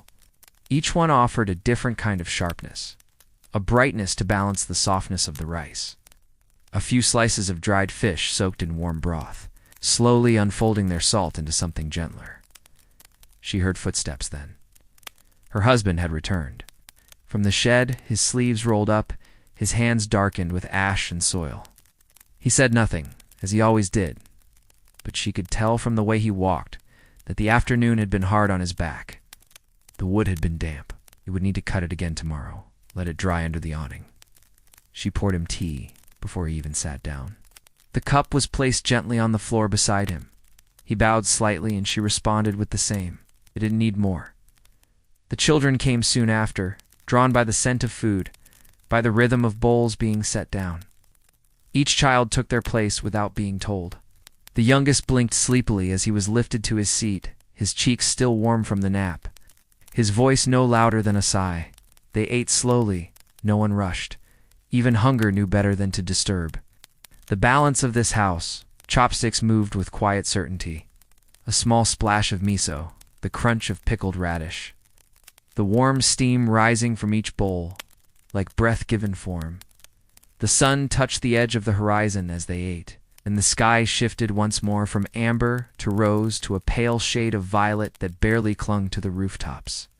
After the meal, she gathered the bowls. Her daughter brought the cups. Her son wiped the table with the soft cloth she'd folded earlier.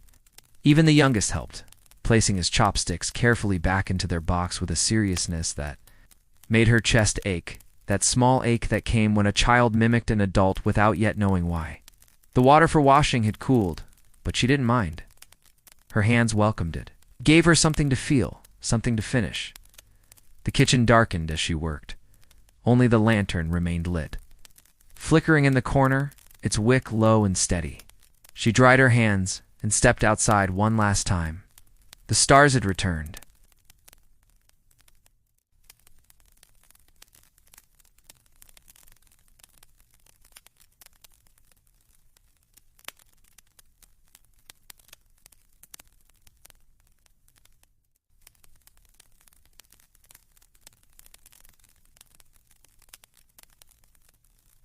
Not many, just enough to recognize the season. The same few that always marked the end of the day. The ones her mother used to point out when she was small. That one watches the sea, she had said, and that one waits for morning. She wondered now if they truly did, or if they simply stayed because someone needed them to. She lingered at the door, watching the breath rise from her lips, the heat of the day gone completely. Somewhere in the distance, An owl called out one low note. Then silence. She slid the door closed behind her and returned to the warm floor. The children had curled near the hearth. Her husband sat by the wall, his head resting back, eyes closed, not sleeping but somewhere near it. She joined them, settling into her place like a puzzle piece, familiar, shaped by time, fitting perfectly. Let your breath match hers now. Let your shoulders fall. Let the warmth of rice, the scent of wood smoke, the sound of silence gather around. There is no need to speak, only to remain, only to feel the day folding closed like a sleeve, and to know that, in this moment, nothing is missing. You are already home. The house breathed its way into evening, quiet and full as though it had waited all day just to exhale. Every corner now glowed in amber shadow, softened by the flicker of the lone lantern. Its light swayed slightly, catching on the lacquered beams, bouncing gently across the rice paper panels, as if to tuck them in for the night. She sat near the hearth again, the warm floor beneath her knees, offering comfort in its familiarity. Her sleeves were rolled loosely to her elbows, her hands idle now, palms resting gently on her lap. The coals under the kettle pulsed with a deep orange hue, low and calm, giving off just enough heat to remind the room that day still lingered somewhere under the surface of the dark. Outside, wind had returned, no longer playful, but thoughtful. It whispered through the pine, rustled the thatch slightly. It passed over the roof like a slow sigh and slipped between the slats of the wooden fence, unbothered, unbound. The distance, a gate creaked. At theirs. A neighbor's familiar, but far enough away not to disturb the stillness they had earned. Her husband dozed quietly beside the children. He hadn't meant to sleep. She could tell his posture too upright, his arms still folded, but rest had taken him anyway. That was how sleep worked in this house. It didn't ask for permission. It simply arrived when everything else had softened. The youngest stirred, one foot poking from beneath the thin blanket. She reached out and gently tucked it back in, her hand lingering for a moment against the curve of his calf. His skin was warm, soft like plum blossom petals, fragile in that fleeting way small children always are. She didn't remember falling asleep at his age, but she remembered the feeling of her own mother's hand, always there, always certain, smoothing her hairline or pressing gently on her back until the weight of the world dissolved. She had become that hand now. Quiet, unnoticed, a present. The wind knocked gently at the outer shutter. Once, then again. She rose slowly, her knees stiff from the floor, and moved to secure it. The latch clicked softly into place, and she paused for a moment, forehead. Leaning against the wood, eyes closed, it smelled faintly of cedar and smoke, of autumn, a scent that made her feel small and grounded all at once. She remembered walking home from the temple as a girl, her hands buried in the sleeves of a robe that dragged slightly behind her heels. Her father beside her, silent. The sky above clouded, the dusk so thick she could barely see her fingers in front of her. But she had not been afraid. He hadn't spoken. He hadn't needed to. His footsteps had been enough. She stepped back inside and lowered the flame beneath the kettle until only the faintest ember remained. Enough to warm the water through the night, enough to keep the silence company. The table had been cleared. The chopsticks returned to their drawer, the dishes rinsed and drying by the window. The room was clean, but not empty. There was a difference. Clean meant there was space to breathe. Empty meant something had been taken. This house was never empty. Even when no one spoke, even when the only sound was the creak of wood, the sigh of sleeping children, the breath of water boiling softly in a pot, she sat once more, wrapping her robe tighter around her chest, feeling the way the fabric gathered. Beneath her chin, the sleeves hung heavy now, warmed from use, lined with the scent of rice and ash. She folded her legs beneath her and let her spine curl slightly, not from fatigue, but from release. Her daughter turned in her sleep, drawing the blanket up to her cheek, her lips forming silent words, half dream, half thought. The girl was growing fast. Her face had changed in the last year. Sharper at the chin, eyes more thoughtful. movements more measured. There were mornings when she no longer needed reminding to gather water. Evenings when she offered to help without being asked. The girl had begun to sit longer at the edge of the garden, watching the wind move the grasses, picking at the threads of her sleeves, as if measuring time by how slowly they unraveled. Her silence was different now. Not the silence of a child, but the kind that came when a person began to listen to their own thoughts. She would be leaving someday, maybe not far, far enough that the house would echo differently. She would take that silence with her. The lantern near the hearth flickered again. Its wick had lowered, so the oil almost spent, but it still held the light, just enough to finish the day.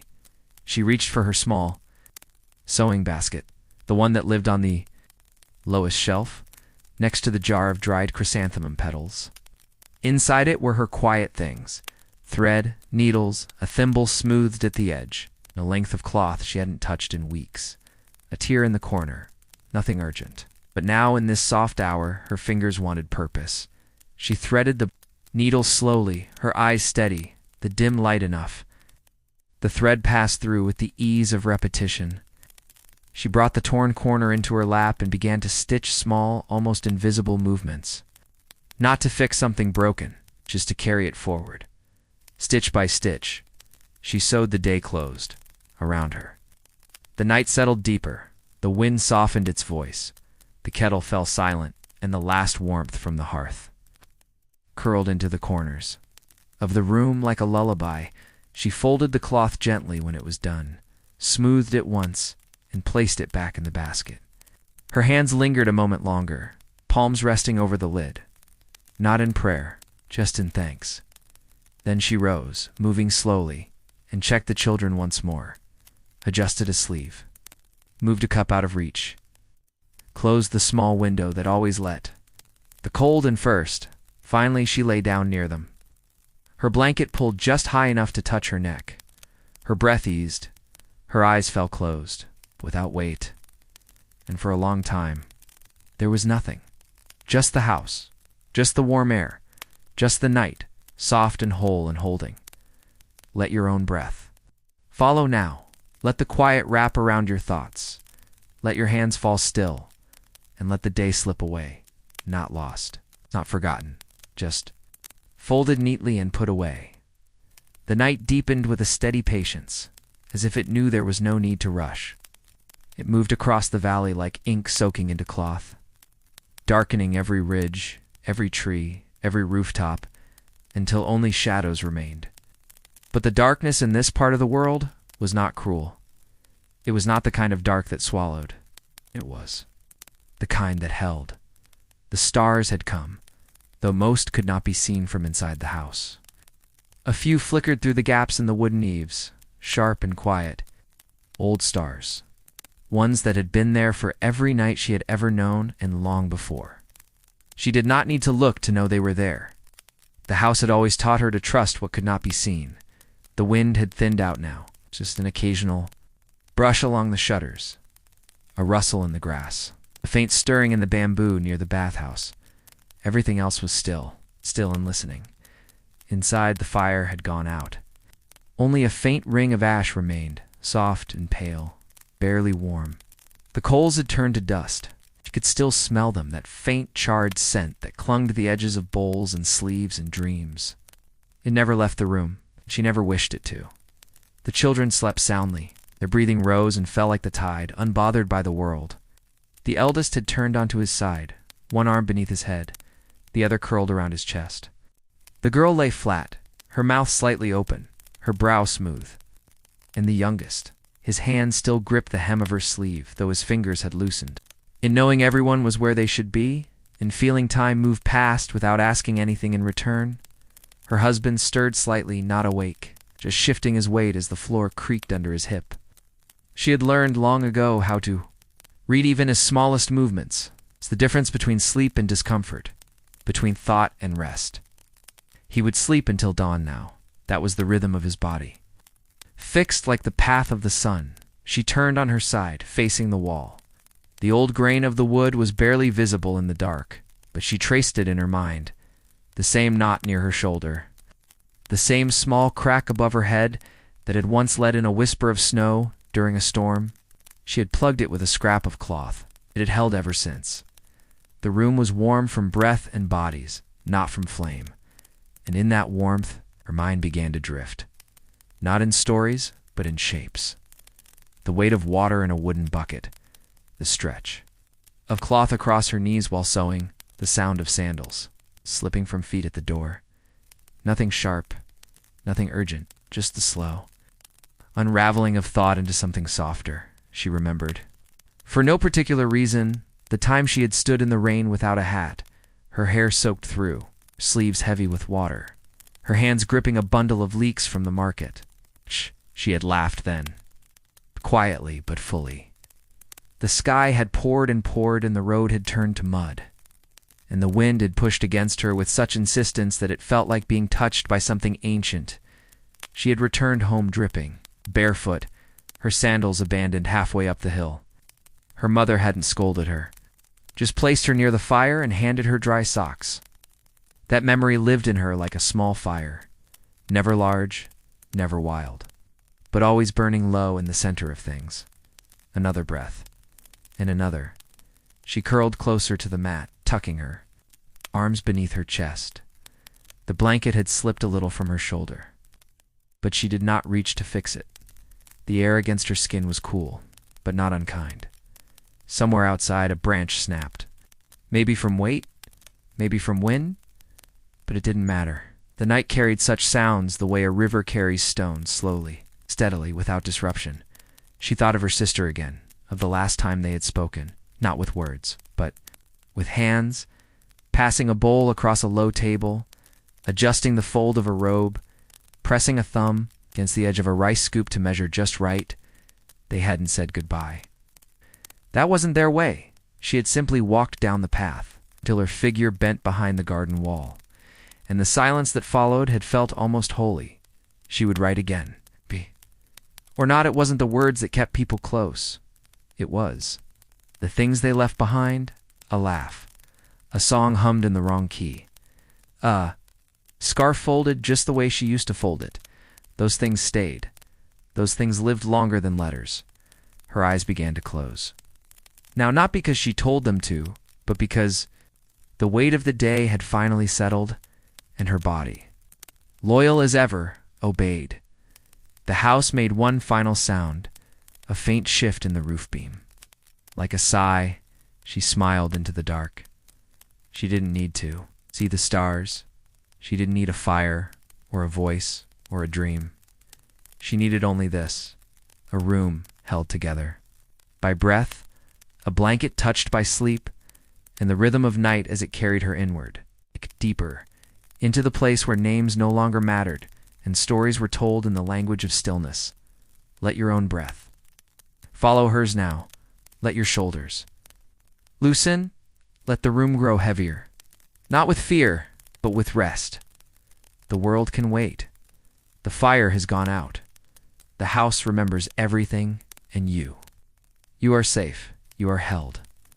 You are home. The house had slipped into that final layer of silence, the one that came only after the last.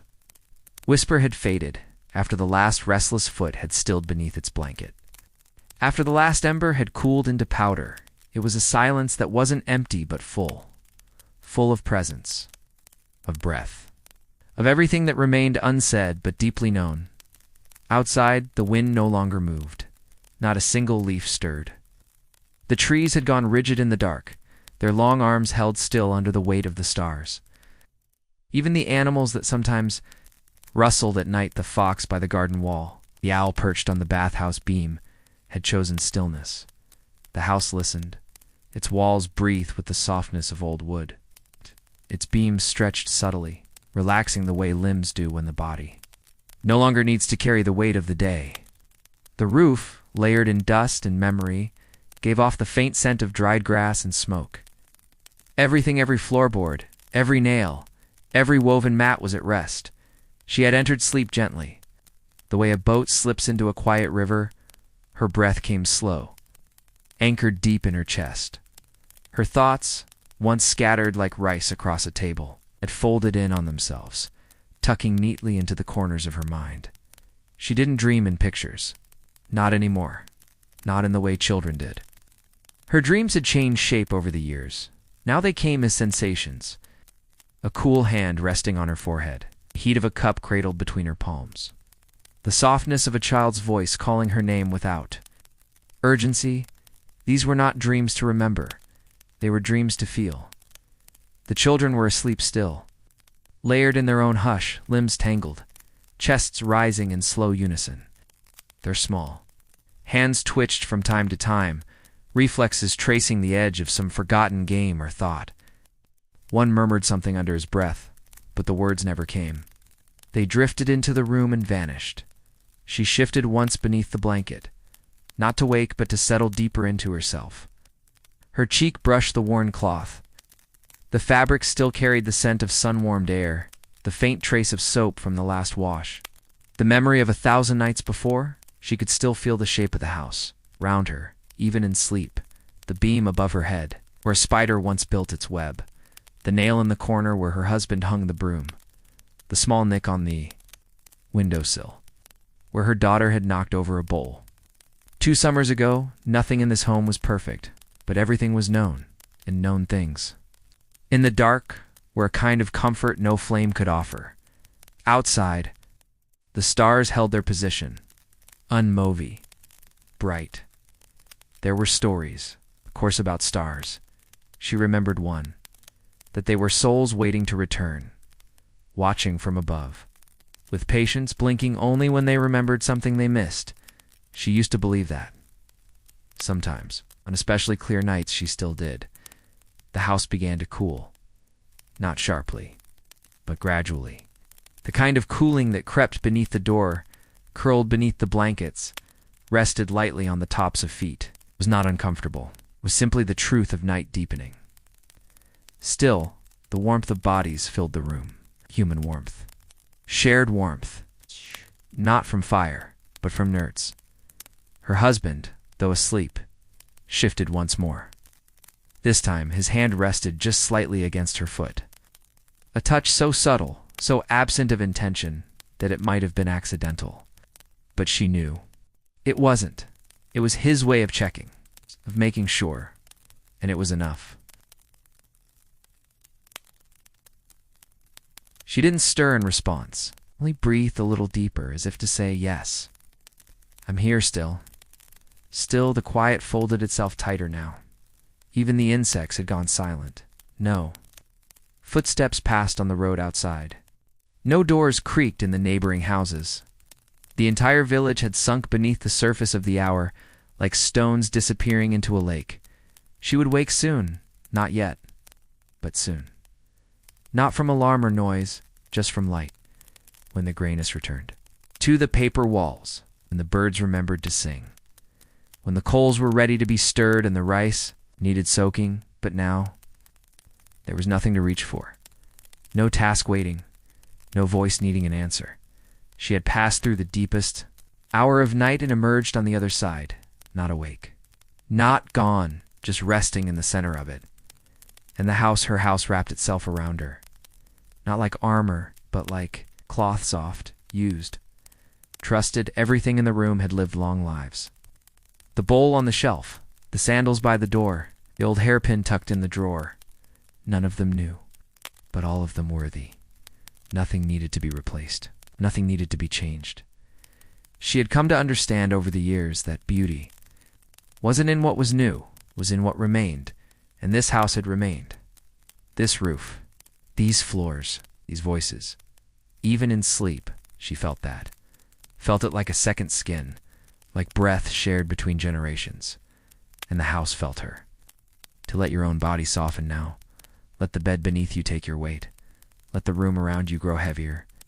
Not with burden, but with calm. There is no reason to rise. No need to chase the light. Only to stay here in the hush of a house that remembers, in the warmth of a life still unfolding. In the dark that doesn't ask questions, only offers rest.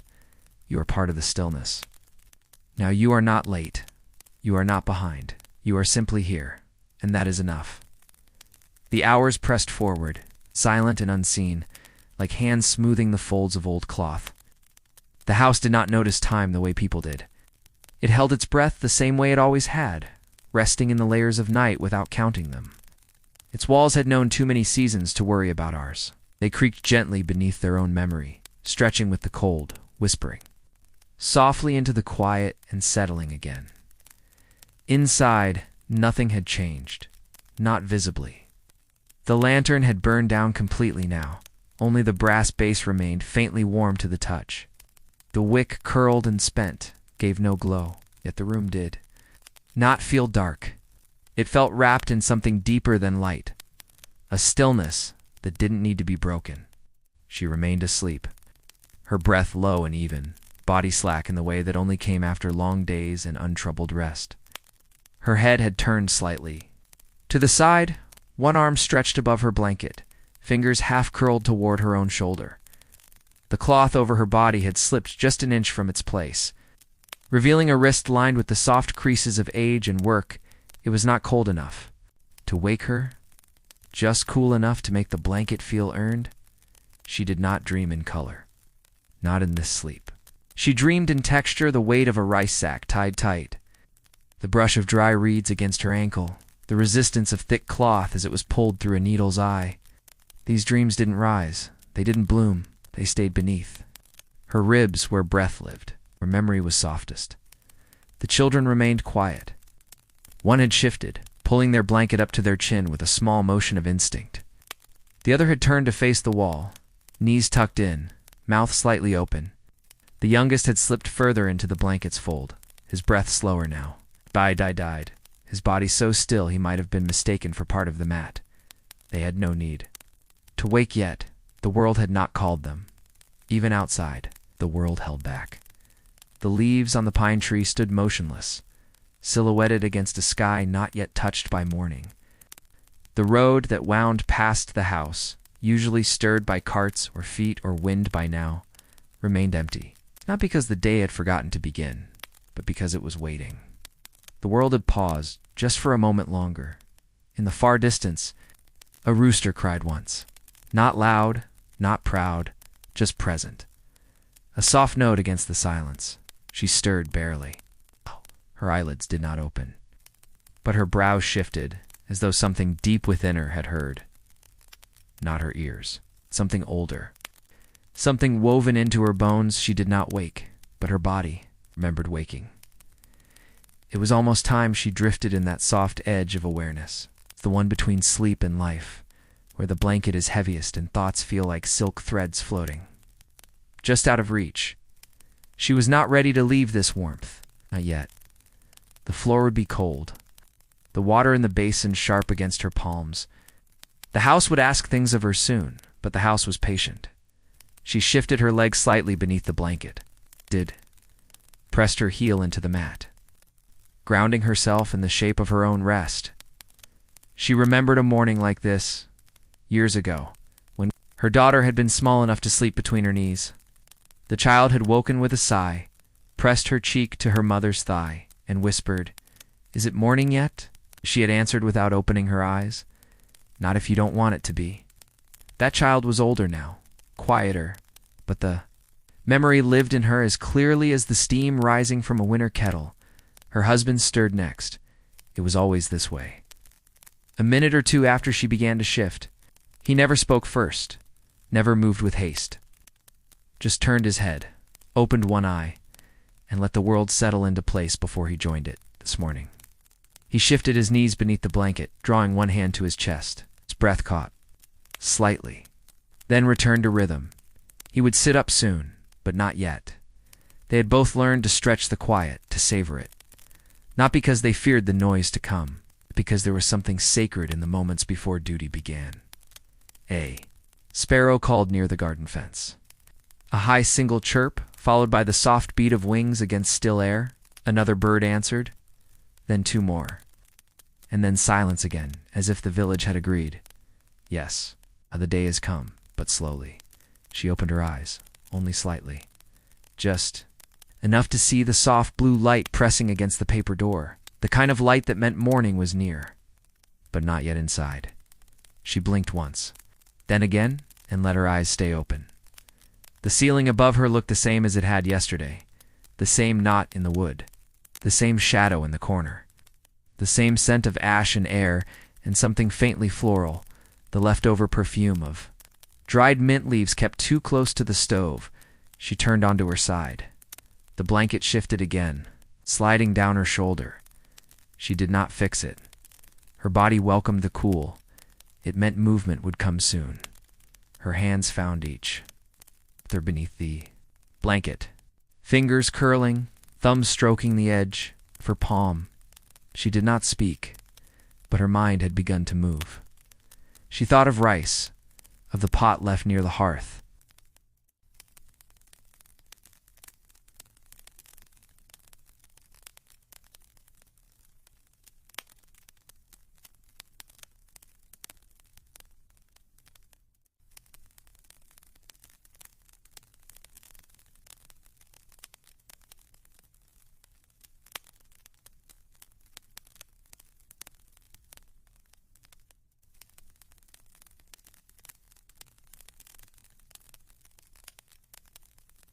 Of the cloth she had folded and left on the bench, of the kettle that would need to be refilled before the others woke. The rhythm of the day had not yet begun, but she could hear it now, like a drum far in the distance, like water filling a bowl, like a breath drawn. Slowly through the nose, she sat up. Slowly, carefully. The blanket fell to her lap. The chill of the air met her neck, her collarbone, her hands. But she did not shiver. This was the air she knew best, the air of rising before the world, of beginning things without sound, of walking barefoot across cold floors. Because shoes would only slow her, she looked once more at her sleeping children, at her husband's slow breath, at the room that had held her for more years than she could count, and then she stood, not in haste, not with purpose, just with presence. Let your breath rise now. Let your limbs stretch, but not yet move. Let your thoughts lift gently from the sleep they wore. You are not late. The morning is not running it. Waits, just beyond the wall. And when you are ready, you may walk into it. She moved through the house with the softest of steps, the kind taught not by design, but by years of waking before anyone else. Her heels didn't rise fully from the ground, just enough to lighten the sound of her footfall as she crossed the tatami, one breath at a time. The wood gave beneath her weight, as it always did, groaning just faintly at the same places it had for decades, though never enough to wake those still wrapped in dreams. The morning had not yet entered fully. The light on the paper walls was still the color of rice water, pale, uncertain, like a bowl left to cool. She didn't reach for the lamp. Her hands knew where everything lived, the warmth of the stove, the rough edge of the bucket, the way the cloth draped across the basin, just slightly longer on the right than on the left. She had memorized these details not through effort, but through living them, again and again. The bucket of water sat near the back door, half full from the night before. Cold had settled into it like a second skin, and she dipped her hands in. The shock traveled up her forearms, and she welcomed it. This kind of cold wasn't cruel. It was awake.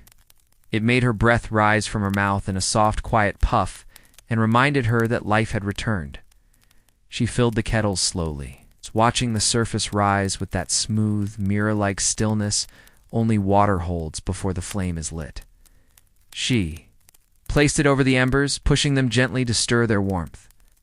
They responded with a faint orange glow and a scent of last night's wood, not smoke exactly, but something older. Something like memory. The room began to shift with the heat. Not warmer yet, just less still. The air stirred, the light stretched, the quiet pulled back, inch by inch. She folded cloths while the kettle warmed, the one she had washed yesterday, dry and smelling faintly of wind and wood smoke. She smoothed the corners, folded them in thirds, placed them in their usual stack. Each movement calmed her hands, her mind. This was her rhythm, what the day asked of her. A soft click from the hallway, a child stirring. The smallest. One, perhaps she didn't go to him. Not yet. He would call if he needed her, or he would turn and drift again. The morning allowed space for choice. Not everything had to be answered immediately. She turned to the rice, uncovering the pot she had soaked overnight. The grains were swollen, their shapes more rounded now, sitting low in the water like pebbles after a storm. She placed the lid back on and set it aside. It would be ready soon. Outside, a bird called, a longer note this time, not the single sound of earlier. A reply followed, and then quiet again. Sky was changing color now, slipping from gray to a soft indigo, with the edges near the ridgeline taking on a pale blush. Like the inside of a plum skin, she slid open the small back window, just enough to let the air through. It crept in immediately, brushing against her sleeves, lifting the edge of the curtain, waking the room in its own way. The scent of morning had changed. Now it smelled like earth warmed from underneath, like pine needles drying under early. Light that the stove clicked once. The kettle began to hum. She didn't watch it. She knew the sound. She moved instead to the hearth and began arranging the bowls. 3 small, 1 slightly larger, and 1 she always set aside for her husband. Largest. Not because he asked, but because she remembered how many years he had carried things. She placed pickles on a dish, thin slices of cucumber, daikon, and a touch of plum, enough to stir the mouth, to remind it that taste still mattered. Her daughter appeared then, barefoot, rubbing her eyes with the inside of her wrist, hair already beginning to come loose from the braid she had worn to sleep. She didn't speak, just came to her mother's side and waited. The girl was learning now how to move through the morning without stirring it too much. They worked in silence. The girl wiping the table, placing the folded cloth in its center, straightening the chopsticks. Mother scooped the first bowl of rice, light and hot, steam rising in quiet curls. The boy followed soon after, peering in the doorway with sleep still clinging to his shoulders. He didn't speak either, just walked to the basin, washed his face in slow splashes, then dried his hands on the cloth already hanging. Her husband came last, always the same way. From the side door, carrying the chill of the outside air with him, sleeves rolled, a streak of wood ash on his thumb. He nodded to her once and she returned the nod. That was their language. Small gestures, soft timing, movements that lived beneath words. They sat together now, the 5 of them, knees tucked back straight but not stiff. No one said ithodakimasu. They didn't need to. The act of sitting, of holding bowls, of being present, it said everything. They ate slowly. The rice was good, warm, sticky, filling. The miso was thin but balanced. The pickles were sharp and bright. No one complained. No one complimented. But every bowl emptied, and that was enough. Afterward, the children carried their bowls to the basin. The daughter rinsed, the son dried. The youngest clapped softly for himself after placing his chopsticks back in their holder. Proud in the way only small children are, her husband rose and stepped outside again, heading for the shed. The sound of wood shifting echoed faintly as he moved the bundles, preparing for tomorrow, or the next day, always 1 step ahead.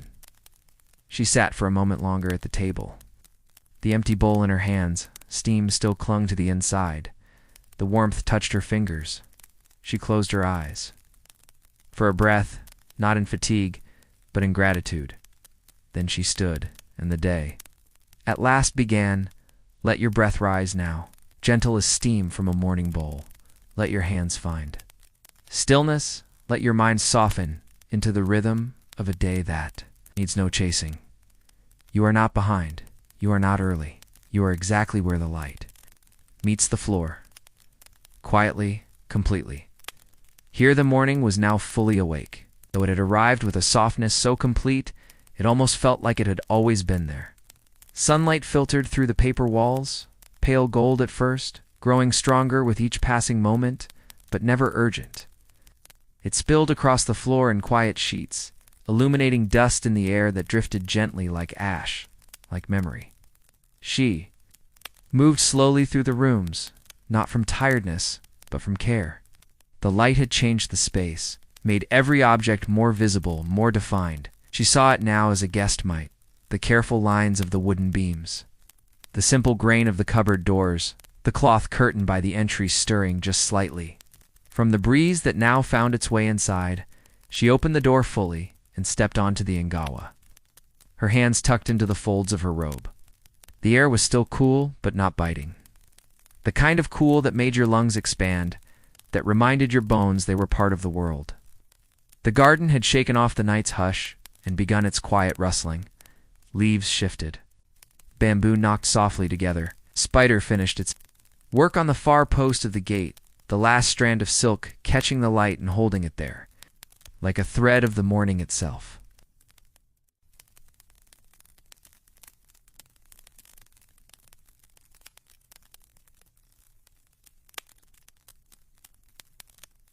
She sat on the steps and let the sun warm her knees. For a while, she didn't move. She didn't need to. The house behind her held everything she loved, and before her was nothing but the soft hum of life continuing. Chickens wandered near the fence. A butterfly traced the same path through the weeds it had taken yesterday. Even the stones seemed to lean into the sun. As though listening, her daughter's footsteps approached behind her, the girl's slippers barely making a sound on the wooden floor, though the weight of her presence was felt just the same. As she sat beside her mother without asking, knees drawn up, hair loose and falling into her face. They did not speak.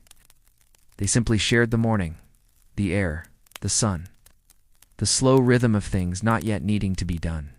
A neighbor called from the other side of the fence, her voice muffled by the reeds. Not urgent, just a greeting. Her daughter stood to reply, walking down the short path with practiced ease, her back straight, her sleeves swaying with each step. There had been a time when she would have clung to her mother's robe, too shy to speak, even to familiar faces. That time was gone now. The woman smiled. Watching her daughter disappear behind the corner, she rose a few minutes later and stepped into the garden. Gathering herbs while the morning was still young, mint shiso, a few leaves of mugwort. Scent rose thick and green against her fingers. Her sleeves brushed against the soil, and she welcomed the stain. Earth belonged on cloth in a house like this. Back inside, the water had cooled. She reheated it, letting the flame climb slowly under the kettle, feeding it only what it asked for. No fire needed to roar this early in the day. The pot for washing was refilled. Cloths from breakfast were soaked. The basin water was dark, with rice starch and tea stains.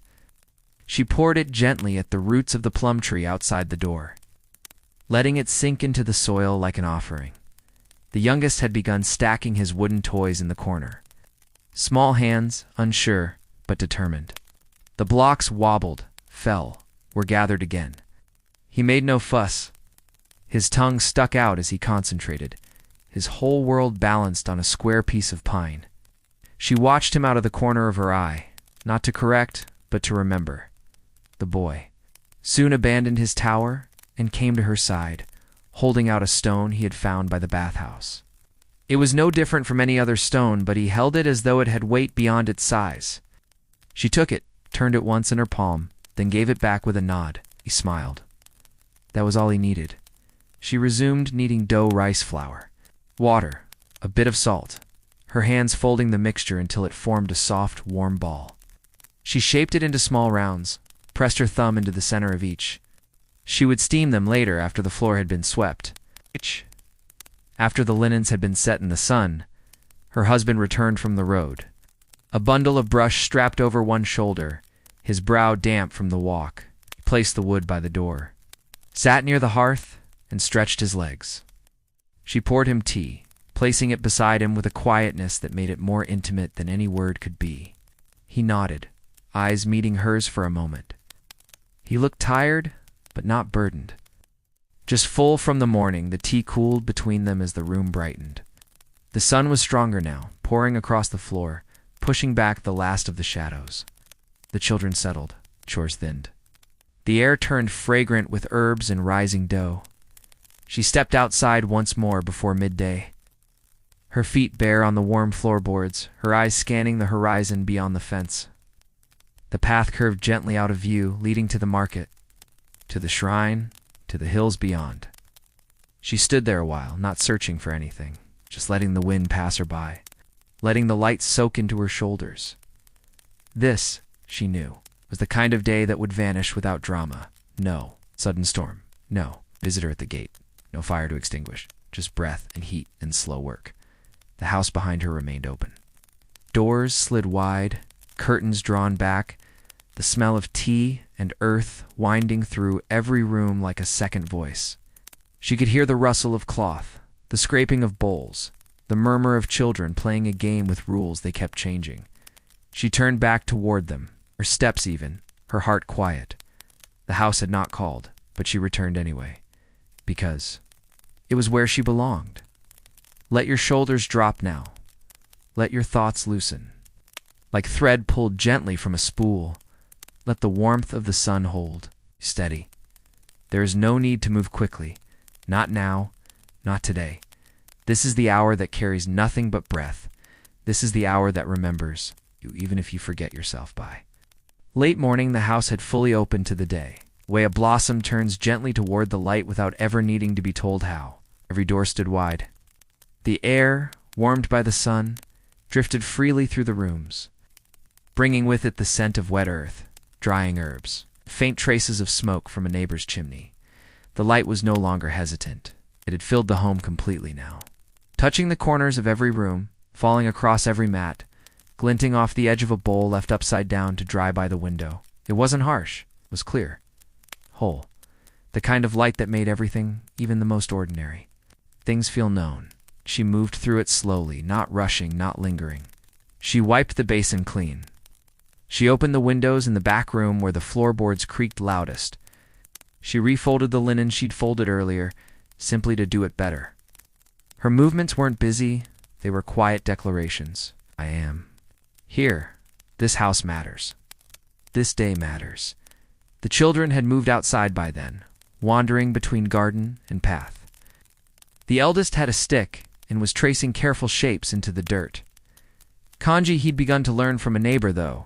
He still mistook one line for another.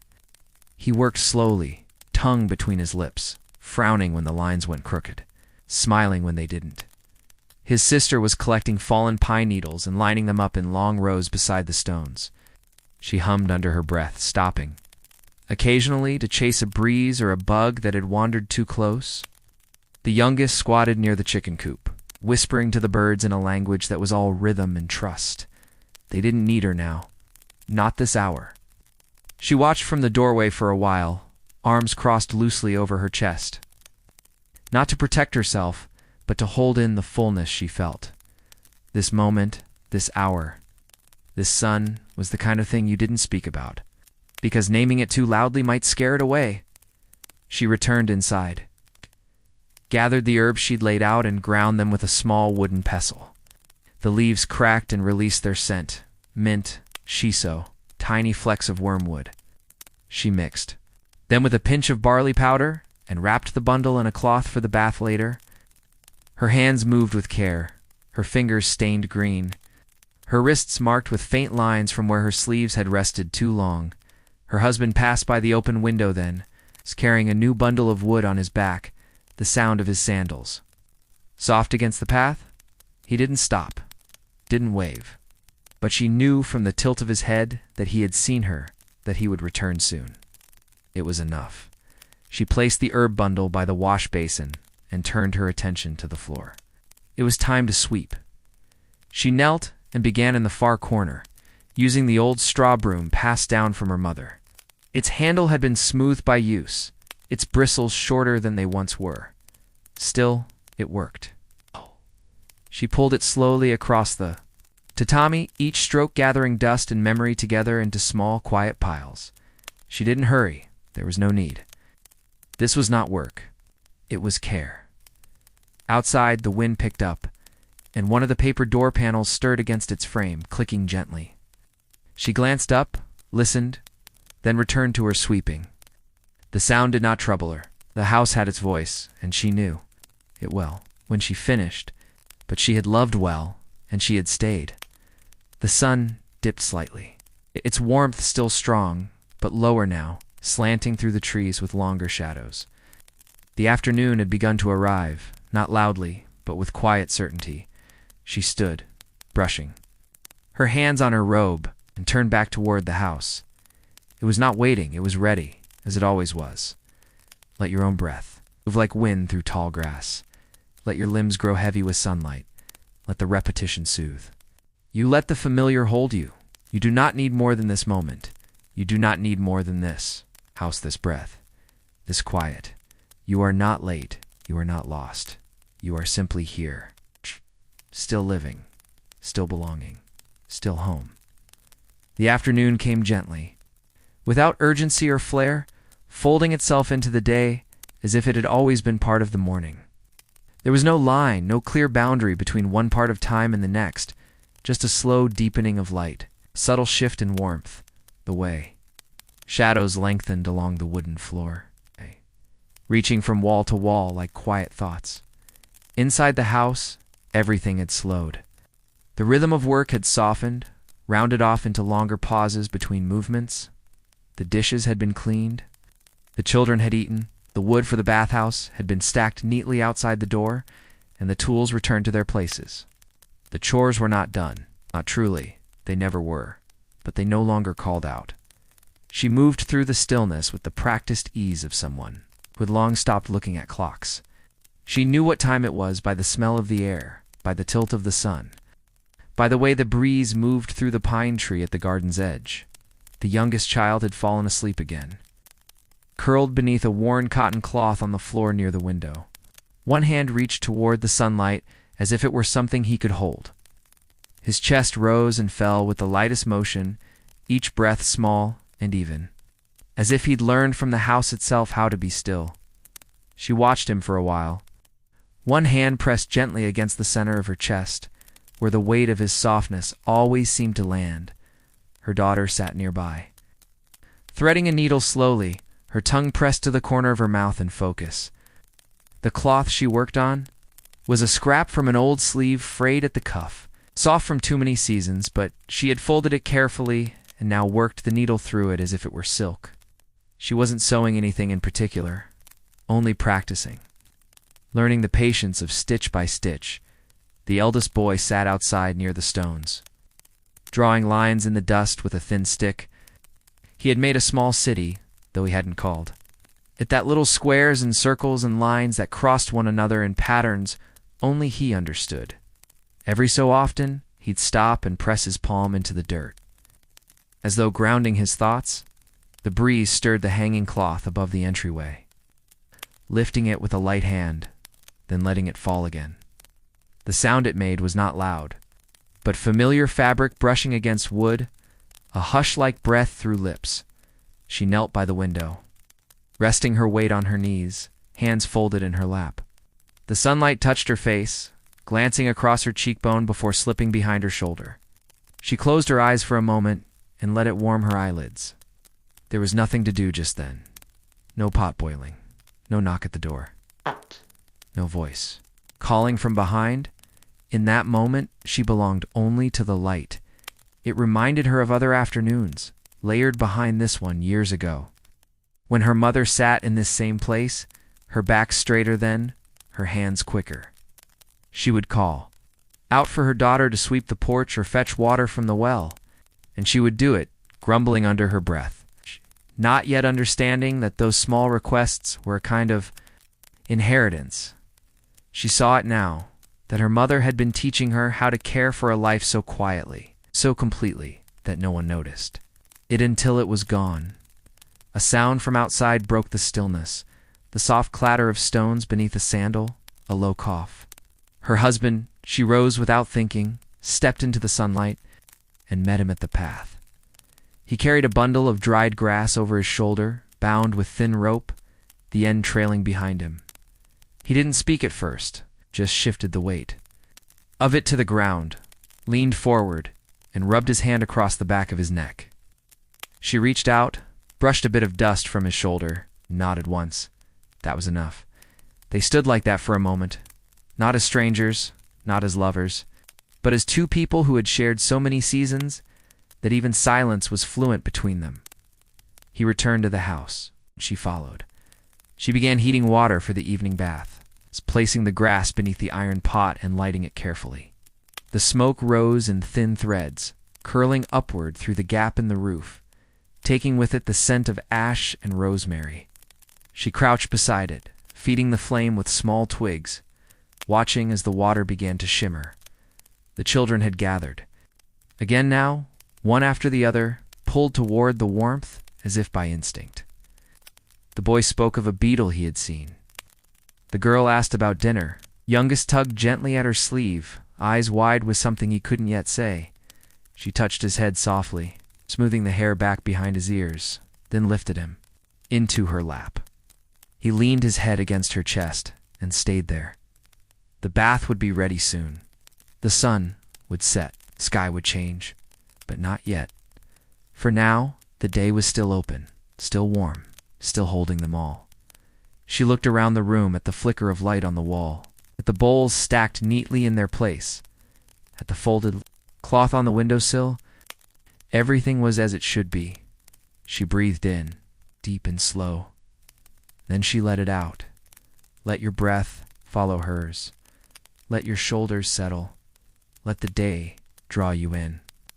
Without needing anything more from you, you are not expected to move quickly. You are not expected to speak. You are only asked to notice the warmth of sunlight on skin. The smell of wood smoke is the rhythm of stillness between moments. Let this hour be enough. Let it carry you softly. Toward evening, the light in the sky had begun to turn. It was not fading quickly, no, it was slow, like dye soaking into cloth, like ink finding its way through rice paper. The warmth of the sun still clung to the edge of the house, stretching long golden fingers across the garden path, across the porch, across the worn boards that had held so many seasons without protest. Shadows had changed shape now. They were no longer short and quiet. They were wide, soft-edged, brushing against the walls like memories returning home. Inside, the bathwater had begun to steam. It rose in curling trails through the wooden slats. Of the bathhouse, mixing with the scent of the herbs she had tied earlier in the day, the bundle floated gently on the surface of the water, releasing soft bursts of mint and mugwort and something earthier beneath. The room smelled like summer returning through old doors. She tested the temperature with the back of her hand. Just right warm, but not biting. The kind of heat that made the body soften, not shrink. She dipped a small ladle into the water and poured it gently over the floor, letting it settle the dust, letting it speak for her in hushes and drips. The children waited outside, their slippers lined up neatly on the step. The girl stood tallest now, arms crossed in front of her, pretending to be patient but shifting slightly from foot to foot. The eldest boy crouched beside the doorway, tracing lines into the dirt with a twig. The youngest sat quietly with his knees hugged to his chest, cheek resting on one bare leg. Eyes already half closed from the weight of the day. Their father arrived from the garden, sleeves rolled, a clean towel tucked under one arm. He didn't say much, just nodded once, and placed a fresh bundle of dry clothes by the entrance. She met his eyes for a moment, the kind of glance that didn't need words. He would go in last, after the children after her. He always did. One. By one, they entered the bosch. The girl first, her long hair already tied, her steps careful on the wet wood. Then the boy, pretending to be braver than he was about the heat, dipping a toe in first, making a face, then easing in with a low gasp. The smallest followed close behind, guided gently by his sister's hand, trusting the steam more than the sound of anyone's voice.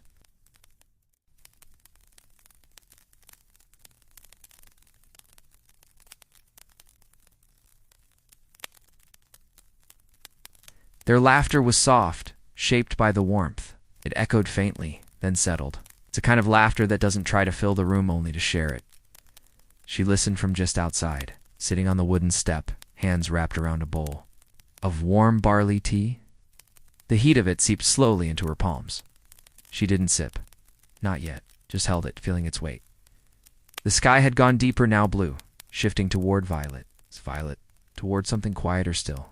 No stars yet, just the space where stars would be. The trees had gone still again, leaves no longer rustling but holding still in the evening hush. A bird called from deep in the reeds one long note. Then silence. She looked up, and for a moment, Everything in her stopped, not in fear, not in wonder, but in recognition. The sky was the same shade. It had been the day she first stepped into this house decades ago, with her hair tied in a tighter knot and her hands more nervous than skilled. The same shade that had lit the paper walls on the first night she'd slept beside her husband. The same color that had soaked the porch when her daughter took her first steps. When her son learned how to tie his sash. When the neighbor's dog passed away quietly in the winter sun. It was not a color. Really, it was a memory. One that had never left. She closed her eyes and let it rest across her face. When she opened them again, the children were finished. They emerged from the bathhouse. Like steamed buns, fresh from the hearth damp, warm, slightly pink-cheeked. The girl helped her brothers dry their hair, the towel twisting awkwardly in her hands. She did it too quickly, but they didn't complain. Their eyes were heavy now, their limbs slower. The youngest leaned into her as they walked back to the house, one hand holding the edge of her sleeve. Their father stood by the doorway, accepting the bundle of used towels, folding them without unfolding them first. He carried them inside and placed them in the basin, then returned to the bathhouse without speaking. He would soak last, in silence. As he always did, she followed the children inside, guiding them gently to the futon she had already laid out. The mats had been aired and fluffed earlier, and now they waited in the corner room. Near the window, where the breeze passed through, slow and steady, the bedding was cool, but not cold. She pulled the covers up beneath their chins, brushed their hair back once, twice, then turned down the lantern until the flame gave only enough light to find the doorway again. The girl sighed once.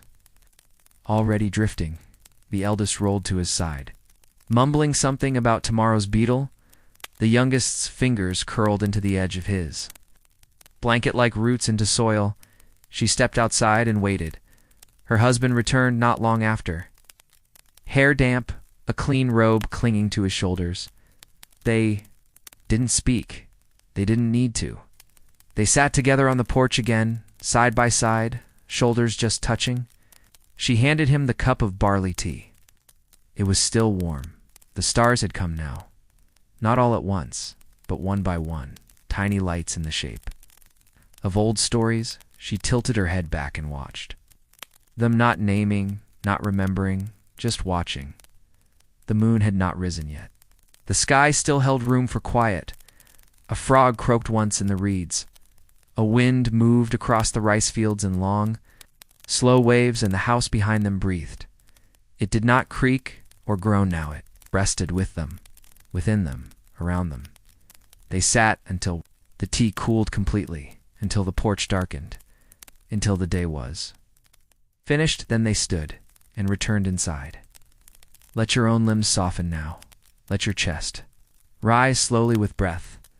Let the hush of night fold itself round you. The stars are watching. The bath water has stilled. The house is quiet, and you, like them, have nowhere else to be. You are home. The lanterns were the last to sleep. Their flames, once tall and confident at sunset, had shrunk now into small, trembling hearts, barely flickering behind yellowed paper. Their light didn't try to fill the room. It whispered instead. Along the edges of floorboards, across the folds of a robe left hanging by the door, against the rim of a wooden cup still holding the memory of tea, she moved carefully, mindful. Of every creak, though, the house had long ago learned not to protest her steps. Her feet, bare and slow, glided across the floor like water flowing around stones. She didn't need to see. The darkness was not strange. It was old, familiar, something lived with, not feared. One by one, she checked the windows, not to lock them. It wasn't the way here, but to listen. To feel the coolness of the night pass gently through the open spaces, to let the sounds of the outside soft wind, distant owls, a dog yawning from the next house drift into the bones of the home, like lullabies. She paused in the doorway of the children's room. The girl had kicked off her blanket again. Her leg lay crooked against the mat, one hand curled beneath her cheek, the other tucked under her chin like she was still clutching some invisible thread from the dreams she had fallen into, the eldest. Boy had rolled onto his stomach, arms stretched outward, as though flying, his face buried in the soft crease of the pillow, lips parted slightly, whispering breaths into the fabric, and the youngest he had turned in his sleep, as always ending up at the foot of the futon. Blanket tangled around one ankle, a faint smile tracing across his face. She didn't speak, didn't adjust them, only watched. Only remembered.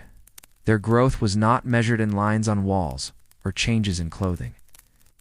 It was seen in how they no longer needed her hand to fall asleep, in the way their breaths fell into rhythm with the house itself, in the way they dreamed. Without fear, she returned to the main room, lifted the kettle from the hearth, and poured the last of the warm water into a small clay bowl. The sound of it water against ceramic was soft and hollow, like a voice at the bottom of a well. She dipped a cloth into it, wrung it out, and wiped her hand slowly, pressing the warmth into the folds of her fingers, letting it rest across the tops of her knuckles. Her skin was rough from the day, but not sore. Her palms smelled faintly. Of rice and cedar ash outside, the wind had settled. The trees had gone still again. Even the moon, newly risen, seemed hesitant to cross the sky. It hovered just above the ridge, caught behind a lace of clouds, casting a pale silver across the stone path and garden wall. Her husband had already lain down. His breathing came slow and deep from behind the partition, not yet sleep but close. The kind of stillness earned after a full day of quiet doing.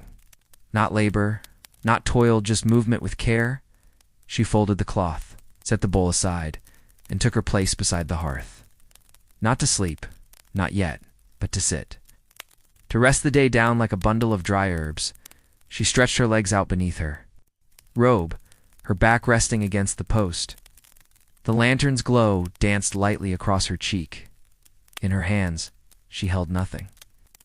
There was nothing left to hold, and still, she felt full. The kind of full that didn't come from food or words, but from breath, from small, repeating acts that filled the space between sunrise and moonlight. She thought of her own mother, now many seasons gone. How she used to sit like this, near the end of the night, hands folded in her lap, eyes watching nothing and everything all at once. There had been no big moments, no speeches, only the quiet proof of care lived every single day in how she tied her sash, how she stirred the miso, how she left the door open just a little longer in spring. She had learned by watching, and now her daughter would do the same. Not today, but someday the coals in the hearth crackled once just a faint, settling. The shadows on the wall swayed gently. The air was heavy now, not with heat, but with stillness. The deep kind that came only when every voice, every footstep, every leaf had found its place. She let her head lean back against the beam, eyes half closed, breath slipping into the rhythm of the night. There was nothing to solve, nothing to change, only this a house that breathed with her. Children, streaming without weight, a sky deep enough to forget the sun had ever burned. She felt her body sink just a little further. Her shoulders no longer holding anything up, her chest soft. No tension clinging to it anymore. The robe around her loosened. Her fingers stilled. The lantern flickered, and then steadied. Let your own eyes soften now. Let your breath match hers. Not. Force not counted, just there. Let the hush of the room wrap around you like cloth warmed by the fire. Let the stillness welcome you. Let the day fall away. Like smoke rising through the rafters. You are not being watched. You are not being asked. You are only being held by this moment, by this house, by the gentle turning of time. Sleep now with the lanterns. The night had deepened, not with cold, not with silence, but with a kind of softness that only came when everything in the world had finished asking. The questions were gone, the errands forgotten. The floor no longer needed sweeping. The pot had been cleaned. The door left slightly open, not for air, but for peace. She had drifted to her side near the hearth, not quite lying down, not quite sitting, her knees bent gently toward her chest, one hand tucked beneath her head, the other resting just above her belly. The fire had thinned into a single thread of heat, its red glow low and pulsing, like a memory still breathing. The house didn't sleep. Not truly. It weighted its walls, even in stillness, listened. Its beams held the weight of the day without judgment. The paper windows bore the shadows of branches like old paintings, slowly shifting in rhythm with the distant wind. Somewhere, above, in the attic beams, a mouse scratched briefly, then grew quiet. A pot settled with a faint pop in the kitchen. These weren't interruptions. They were part of the hush, part of what made the hush real. She didn't open her eyes. There was no need to see. She knew the room in this light, knew it better than when it was full of sun. She could trace each object with her memory. The stool by the corner, the cup with the chipped rim, the threadbare cloth used only when guests arrived.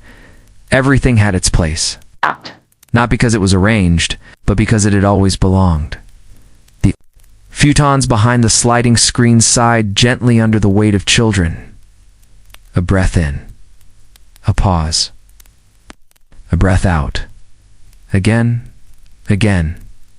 The oldest one had begun snoring. Faintly, one nostril slightly stuffed from the early autumn air. The middle. One stirred in his sleep, muttering something half-formed about rice balls or frogs. The youngest had not moved since he fell asleep. His body curled like a comma in the sentence of the night. She had not brushed their hair this evening. There had been no time. And yet it didn't matter. Their dreams didn't need neatness.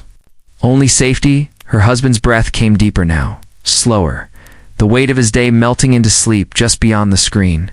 She imagined his hands open at his sides, calloused palms upturned, his face slack with rest.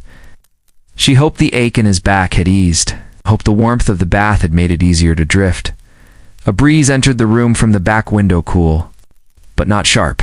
It slipped in like a thread pulled through fabric, circling around her ankles, brushing her wrist, lifting the corner of her sleeve just once before fading. She didn't shiver. The night was not a thing to be endured. It was a blanket. A room of its own. She listened to it to the outside, to where the wind had found the bamboo grove. The stalks began to knock together softly.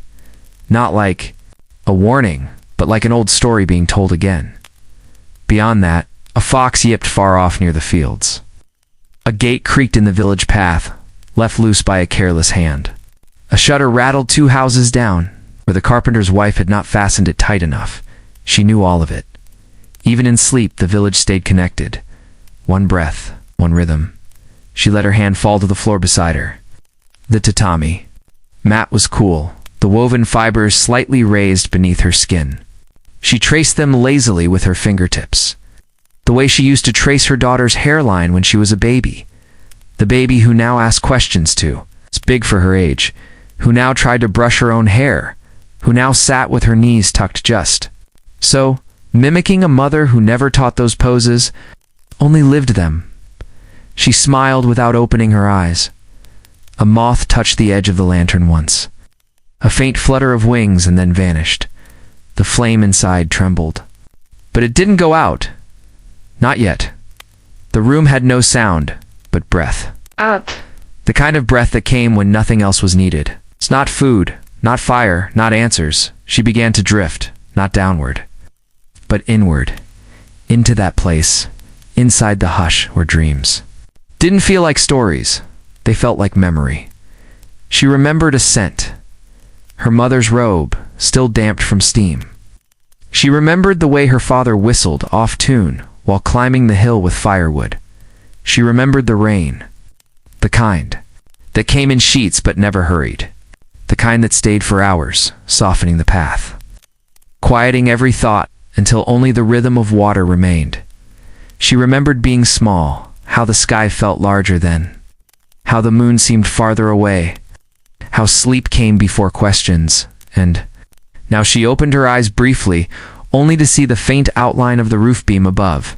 A crack ran through the center of the wood, not new, not dangerous. It's just part of the house's aging. She closed her eyes again. Let the crack stay. Let the quiet. Let the sleep come. The last of the lantern's oil would burn out soon, but it didn't matter. The night had eyes.